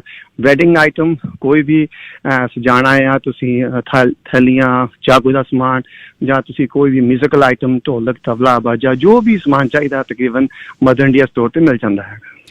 ਅੱਛਾ ਸ਼ੁਕਲਾ ਜੀ, ਇੱਕ ਸਵਾਲ ਆਇਆ ਜੀ ਹੁਣੇ ਹੀ, ਉਹ ਕਹਿੰਦੇ ਵੀ ਜਿਹੜੀਆਂ ਹੇਅਰ ਡਾਈ ਸ਼ੈਂਪੂ ਦੇ ਰੰਗ ਨੇ ਉਹ ਕਿਹੜੇ ਨੇ, ਜੇ ਵੱਧ ਡਾਰਕ ਨਹੀਂ ਕਿਸੇ ਨੇ ਵਾਲ ਜਾਂ ਦਾੜੀ ਕਰਨੀ, ਉਹਨਾਂ ਦੇ ਕੋਲ ਕੀ ਆਪਸ਼ਨ ਹੈ ਜੀ? ਹਾਂਜੀ, ਬਿਲਕੁਲ ਤੁਹਾਡੇ ਕੋਲ ਬਹੁਤ ਚੋਇਸ ਹੈ। ਪਹਿਲਾਂ ਸਿਰਫ ਡਾਰਕ ਬਰਾਊਨ ਕਲਰ ਹੀ ਆਉਂਦਾ ਸੀਗਾ, ਹੁਣ ਤੁਹਾਨੂੰ ਇਹਦੇ ਵਿੱਚ dark brown, light dark brown, black, natural black, chestnut, golden brown, mahogany, ਇੱਕੋ ਇੱਕ ਮਦਰ ਇੰਡੀਆ ਪ੍ਰੋਡਕਟਸ ਹੈਗਾ, ਜਿਹਦੇ ਵਿੱਚ ਤੁਹਾਨੂੰ ਇੰਨੀ ਚੁਆਇਸ ਹੈਗੀ ਆ ਕਿ ਤੁਸੀਂ ਅਗਰ ਚਾਹੋ ਤਾਂ ਅੱਜ ਕੱਲ੍ਹ ਭੈਣਾਂ ਬਹੁਤ ਲਾਈਕ ਕਰਦੀਆਂ, ਚੈਸਟਨਟ ਕਲਰ ਬਹੁਤ ਅੱਛਾ ਹੈ, ਲਾਈਟ ਕਲਰ ਹੈਗਾ, ਜਾਂ ਤੁਸੀਂ ਧੁੱਪ ਜਾਂ ਲਾਈਟ ਵਜਾਉਂਦੇ ਆ, ਤੁਹਾਡੀ ਉਹ ਵਾਲਾਂ ਦੀ ਸ਼ੇਡ ਗੋਲਡਨ ਤੇ ਮੋਹਾਗਨੀ ਆ, ਬਹੁਤ ਹੀ ਅੱਛੇ ਪ੍ਰੋਡਕਟਸ ਆ। ਗੋਲਡਨ ਬਰਾਊਨ ਵੀ ਅੱਛਾ ਪ੍ਰੋਡਕਟ ਹੈਗਾ, ਲਾਈਟ ਬਰਾਊਨ ਵੀ ਆ, ਨੈਚੁਰਲ ਬਰਾਊਨ, ਬਹੁਤ ਹੀ ਜ਼ਿਆਦਾ ਚੁਆਇਸ ਆ। ਜਿੱਦਾਂ ਦਾ ਤੁਸੀਂ ਰੰਗ ਚਾਹੁੰਦੇ ਆ ਉਹ ਦੱਸੋ, ਤੁਹਾਨੂੰ ਅਸੀਂ ਉਹੀ ਪ੍ਰੋਡਕਟ ਦੇਵਾਂਗੇ। ਅਖੀਰ ਦੇ ਵਿੱਚ ਕੁਝ ਹੋਰ ਰਹਿ ਗਿਆ ਹੋਵੇ ਸ਼ੁਕਲਾ ਜੀ? ਬਸ ਇਹ ਅਖੀਰ ਦੇ ਵਿੱਚ ਮੈਂ ਇਹੀ ਕਹਿਣਾ ਚਾਹੁੰਦਾ, ਸਾਡਾ ਸਟੋਰ 10 ਤੋਂ 6 ਖੋਲਦੇ ਹਾਂ ਅਸੀਂ, ਮੰਡੇ ਟੂ ਸੰਡੇ, ਟਿਊਜ਼ਡੇ ਅਸੀਂ ਬੰਦ ਹੁੰਦੇ ਹਾਂ। ਕੋਈ ਵੀ ਭੈਣ ਭਰਾ ਸਾਨੂੰ ਕਾਲ ਕਰੇ, ਕੋਈ ਵੀ ਕੰਸਰਨ ਹੈ ਸਾਨੂੰ ਕਾਲ ਕਰੋ। ਬਾਕੀ ਸਰੀ, ਡੈਲਟਾ, ਐਬਸਪੋਰਟ, ਕਿਸੇ ਵੀ ਏਰੀਆ ਵਿੱਚ ਤੁਸੀਂ ਸਮਾਨ ਲੈਣਾ ਸਾਨੂੰ ਕਾਲ ਕਰੋ, ਤੁਹਾਨੂੰ ਅਸੀਂ ਪੂਰੀ ਇਨਫੋਰਮੇਸ਼ਨ ਦੇਵਾਂਗੇ, ਤੁਸੀਂ ਇਸ ਤੋਂ ਸਮਾਨ ਲੈ ਸਕਦੇ ਹਾਂ। ਧੰਨਵਾਦ ਜੀ, ਖਿਆਲ ਰੱਖੋ ਆਪਣਾ, ਸਿਹਤ ਕਾਇਮ ਰਹੇ। ਧੰਨਵਾਦ ਸ਼ੁਕਲਾ ਜੀ, ਥੈਂਕ ਯੂ ਸੋ ਮਚ। ਸਤਿ ਸ਼੍ਰੀ ਅਕਾਲ ਜੀ। ਸਤਿ ਸ਼੍ਰੀ ਅਕਾਲ ਜੀ। ਗੱਲਬਾਤ ਕਰ ਰਹੇ ਸੀ ਨਰੇਸ਼ ਸ਼ੁਕਲਾ ਜੀ। 604 430 60 72 604430 6072। ਕੈਨੇਡੀਅਨ ਮਿਲਟਰੀ ਦੇ ਵਿੱਚ ਸੈਕਸ਼ੂਅਲੀ ਅਬਿਊਜ਼ ਦਾ ਜਿਹੜਾ ਇਸ਼ੂ ਹੈ ਬਹੁਤ ਵੱਡਾ। ਹੁਣ ਗੱਲ ਚੱਲ ਰਹੀ ਹੈ ਕਿ 581 ਰਿਪੋਰਟਸ ਹੋਏ ਨੇ ਸੈਕਸ਼ੂਅਲ ਅਸੌਲਟ ਦੇ ਕੈਨੇਡੀਅਨ ਮਿਲਟਰੀ ਦੇ ਪਿਛਲੇ 5 ਸਾਲਾਂ 'ਚ, ਪਰ ਜਿਨ੍ਹਾਂ ਨਾਲ ਰੇਪ ਹੋਇਆ ਡੌਨ ਮੈਕਲਮੋਇਲ ਨੇ, ਉਹ ਕਹਿ ਰਹੀ ਹੈ, ਕਹਿੰਦੀ ਇਹ ਨੰਬਰ ਕੱਖ ਨਹੀਂ ਹੈ, ਇਹ ਕੱਖ ਨਹੀਂ, ਇਹ ਨੰਬਰ ਕੋਈ ਜਿਹੜਾ ਕੋਈ ਸਟੋਰੀ ਨਹੀਂ ਦੱਸਦੇ। ਅਤੇ ਟਰੈਕਿੰਗ ਸਿਸਟਮ ਕੀ ਹੈ, ਕਿੰਨੀ ਗਿਣਤੀ ਦੇ ਵਿੱਚ ਜਿਹੜੇ ਕਲਾਸ ਐਕਸ਼ਨ ਲਾ ਸੂਟ ਸੈਟਲਮੈਂਟ ਦੀ ਗੱਲਬਾਤ ਚੱਲੀ ਆ, ਉਹ 'ਚ 4600 ਜਣਿਆਂ ਨੇ ਦਸਤਖਤ ਕੀਤੇ ਨੇ। ਮਤਲਬ ਇਹ ਇੱਕ ਡਿਜ਼ਾਸਟਰ ਹੈ ਜਿਹੜਾ ਸਰਕਾਰਾਂ ਦੀ ਗੱਲ ਤੋਂ ਉੱਪਰ ਉੱਠ ਕੇ ਸਿਸਟਮ ਹੈ ਸਰਕਾਰ ਪਹਿਲਾਂ ਵੀ ਰਹੀ ਹੋਵੇ ਜਾਂ ਹੁਣ ਦੀ ਹੋਵੇ, ਇਹ ਨਹੀਂ ਗੱਲ ਹੈ। ਪਰ ਇਹ ਇੱਕ ਬਹੁਤ ਵੱਡਾ ਇਸ਼ੂ ਆ ਜਿਹੜਾ ਕੈਨੇਡੀਅਨ ਮਿਲਟਰੀ ਦੇ ਵਿੱਚ ਜਾ ਰਿਹਾ, ਜਾਂ ਜਨਰਲ ਜਿਹੜੇ ਵੈਂਸ ਵਰਗੇ ਜਿਹੜੇ ਮਿਲਟਰੀ ਚੀਫ ਨੇ ਉਹਨਾਂ 'ਤੇ ਜਦ ਤੁਸੀਂ ਇਹ ਗੱਲ ਚੱਲਦੀ ਹੈ, ਦੇਖੋ ਜੀ ਇਹ ਮੀਡੀਆ ਕੀ ਕਰੂ, ਤੁਸੀਂ ਜਵਾਕ ਜੰਮ ਕੇ ਨਾਲ ਆਪਣੇ ਸਬੋਰਡੀਨੇਟ ਦੇ ਇਹ ਗੱਲ ਅਕਸਰ ਜਦ ਕੋਈ ਇਸਤਰੀ ਬੋਲਦੀ ਆ ਤਾਂ ਇਸਤਰੀ ਦੇ ਬਾਰੇ ਕਹਿੰਦਾ ਅੱਛਾ ਇਹਨੂੰ ਨਹੀਂ ਸੀ ਪਤਾ ਇਹ ਕਿਵੇਂ ਰਹਿੰਦੀ ਰਹੀ ਇੰਨੇ ਸਾਲ, ਇਹ ਹੁਣ ਕਿਉਂ ਬੋਲਦੀ ਆ, ਕਮਾਲ ਹੋ ਗਈ। ਕਿਉਂਕਿ ਪੇਨ ਜਿਹੜੀ ਹੈ ਉਹ ਮਹਿਸੂਸ ਤੁਸੀਂ ਨਹੀਂ ਕਰ ਸਕਦੇ, ਪੇਨ ਉਹੀ ਕਰ ਸਕਦਾ ਮਹਿਸੂਸ, ਕੀ ਪਤਾ ਕਿਹੜੇ ਹਾਲਤਾਂ ਦੇ ਵਿੱਚ ਉਸਨੇ ਸਮਝੌਤੇ ਕੀਤੇ। ਕੋਈ ਸਮਾਂ ਆਉਂਦਾ ਹੈ ਉਹਨਾਂ ਚੀਜ਼ਾਂ ਤੋਂ ਬਾਹਰ ਨਿਕਲ ਕੇ ਬੰਦਾ ਦੱਸ ਦਿੰਦਾ ਫਿਰ ਵੀ ਮੇਰੇ ਨਾਲ ਆਹ ਹੋਇਆ। ਸੋ ਕੈਨੇਡੀਅਨ ਮਿਲਟਰੀ ਦੇ ਵਿੱਚ ਸਭ ਅੱਛਾ ਨਹੀਂ ਹੈ। ਅੱਗੇ ਨੂੰ ਇਸਤਰੀਆਂ ਆਉਣਗੀਆਂ, ਕਿੰਨੀਆਂ ਕੁ ਆਉਣਗੀਆਂ ਇਹ ਤਾਂ ਸਮਾਂ ਦੱਸੂ, ਪਰ ਨੰਬਰ 581 5 ਸਾਲਾਂ ਦੇ ਵਿੱਚ ਬਹੁਤ ਵੱਡੇ ਜਿਹੜੇ ਦੇਖਿਆ ਜਾਵੇ ਨੰਬਰ ਨੇ। ਦੁਨੀਆ ਦੇ ਵਿੱਚ ਕੈਨੇਡਾ ਦਾ ਮੂੰਹ ਮਹਾਂਦਰਾ, ਕੈਨੇਡਾ ਨੂੰ ਰਿਪਰੈਜ਼ੈਂਟ ਕਰਨ ਵਾਲੀ ਇਹ ਮਿਲਟਰੀ ਜਿਹੜੀ ਪੀਸ ਕੀਪਿੰਗ ਫੋਰਸਿਸ ਦੇ ਤੌਰ 'ਤੇ ਜਾਂਦੀ ਹੈ ਅਤੇ ਜਿਹੜੀ ਹਿਊਮਨ ਰਾਈਟਸ ਦੀਆਂ ਗੱਲਾਂ ਕਰਦੀ ਹੈ, ਉਹਦੇ ਵਿੱਚ ਆਹ ਕੁਛ ਹੋ ਰਿਹਾ। ਗੱਲਬਾਤ ਅਗਲੇ ਹਿੱਸੇ ਦੀ ਸ਼ੁਰੂ ਕਰਨ ਤੋਂ ਪਹਿਲਾਂ ਦੋ ਤੁਹਾਨੂੰ ਖਬਰਾਂ ਦੁਨੀਆ ਦੀਆਂ ਮੈਂ ਸੁਣਾਉਣੀ ਚਾਹੁੰਦਾ। ਪੁਤਿਨ ਦਾ ਵਿਰੋਧੀ ਜਿਹੜਾ ਰਸ਼ੀਆ ਦੇ ਵਿੱਚ, ਉਹ ਅਲੈਕਸਾਈ ਨਵੈਨੀ ਹੈ। ਉਹਨੂੰ ਪਤਾ ਹੈ ਕਿ ਪੁਤਿਨ ਦਾ ਦੇਸ਼ ਹੈ, ਪਰ ਉਹ ਬੋਲਦਾ ਅਗੇਂਸਟ ਐਂਡ ਖੁੱਲ੍ਹ ਕੇ। ਹੁਣ ਉਸਨੇ ਜਿਹੜੀ ਭੁੱਖ ਹੜਤਾਲ ਰੱਖੀ ਸੀ ਅਤੇ ਉਹਦੀ ਘਰਵਾਲੀ ਹੈ ਯੂਲੀਆ, ਇਹ ਲੋਕ ਜੇ ਦੇਖਿਆ ਜਾਵੇ ਜਦ ਇਹਨੂੰ ਪੋਇਜ਼ਨ ਕੀਤਾ ਅਤੇ ਜਦ ਜਰਮਨੀ 'ਚ ਗਿਆ, ਦੁਨੀਆ ਦੇ ਮਨੁੱਖੀ ਹੱਕਾਂ ਦੀਆਂ ਜਥੇਬੰਦੀਆਂ ਨੇ ਵੀ ਇਹਨੂੰ ਕਿਹਾ ਤੂੰ ਨਾ ਜਾ।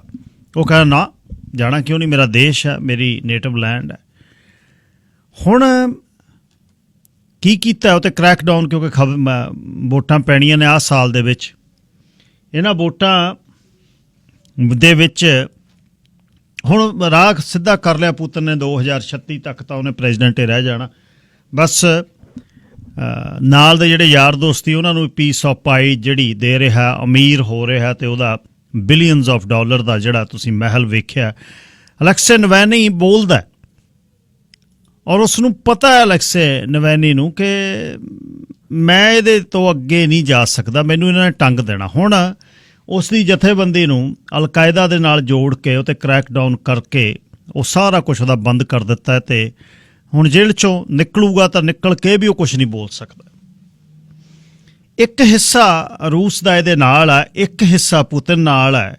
ਦੋ ਹਿੱਸੇ ਦੇ ਵਿੱਚੋਂ ਇੱਕ ਅਨਡਿਸਾਈਡਡ ਹੈ। ਇੱਕ ਕਦੇ ਕਦੇ ਨਵੈਨੀ ਵੱਲ ਆਉਂਦਾ ਅਤੇ ਕਦੇ ਕਦੇ ਪੁਤਿਨ ਵੱਲ ਆਉਂਦਾ, ਪਰ ਕਿੱਡਾ ਇੱਕ ਪਹਾੜ ਨੂੰ ਮੱਥਾ ਲਾਉਣ ਦਾ ਕੰਮ ਇਹ ਇਕੱਲਾ ਬੰਦਾ ਕਰ ਰਿਹਾ, ਅਤੇ ਇਸੇ ਨਾਲ ਇਹ ਪਹਾੜ ਵੱਢਣ ਦੀ ਗੱਲ ਅਲੈਕਸੇ ਨਵੈਨੀ ਕਰ ਰਿਹਾ।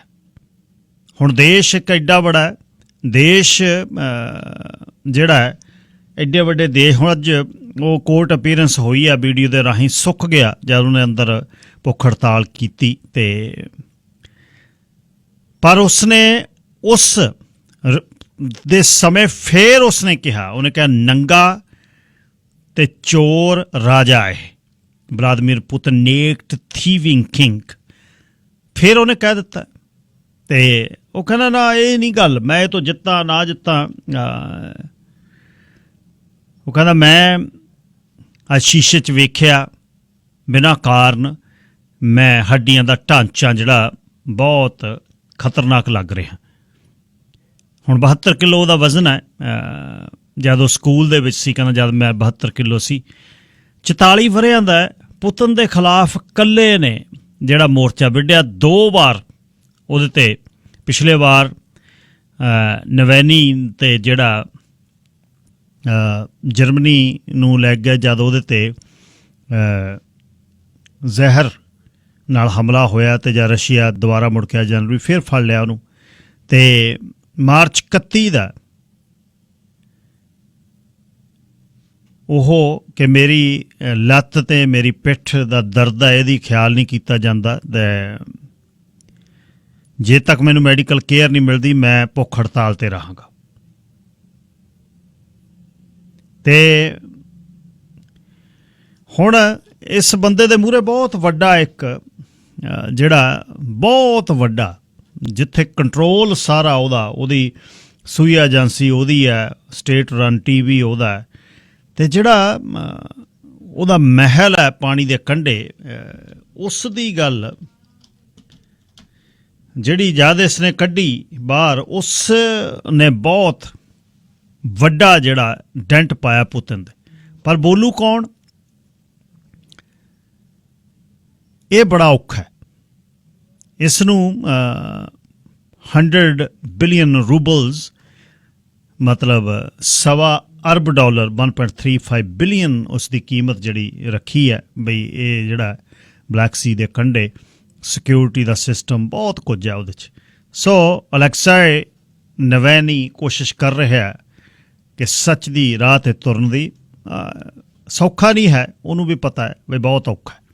ਇੱਕ ਖਬਰ ਇਹ, ਦੂਜੀ ਜਿਹੜੀ ਕੱਲ੍ਹ ਵੀ ਦੱਸੀ ਸੀ ਵੀ ਚਾਈਨਾ ਨੇ ਆਪਣਾ ਜਿਹੜਾ ਇੰਟਰਨੈਸ਼ਨਲ ਸਪੇਸ ਸਟੇਸ਼ਨ ਦਾ ਪਹਿਲਾ ਉਹਦਾ ਵੱਡਾ ਹਿੱਸਾ, ਇੰਟਰਨੈਸ਼ਨਲ ਸਪੇਸ ਸਟੇਸ਼ਨ ਦਾ ਮੇਨ ਉਹਦਾ ਮੋਡਿਊਲ ਉਹ ਚਾੜ ਦਿੱਤਾ ਹੈ ਤੇ 350 ਕਿਲੋਮੀਟਰ ਧਰਤੀ ਤੋਂ ਉੱਪਰ ਉਹ ਚੱਕਰ ਕੱਟ ਰਿਹਾ ਹੈ।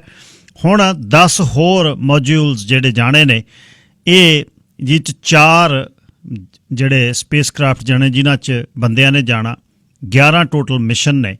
ਤੇ 2011 ਦੇ ਵਿੱਚ ਉਸਨੇ ਪਹਿਲੀ ਆਪਣੀ ਸਪੇਸ ਲੈਬ ਟੈਨਗੋਂਗ 1 ਭੇਜੀ ਸੀ, 16 'ਚ ਉਹਨੇ ਟੈਨਗੋਂਗ 2 ਭੇਜੀ।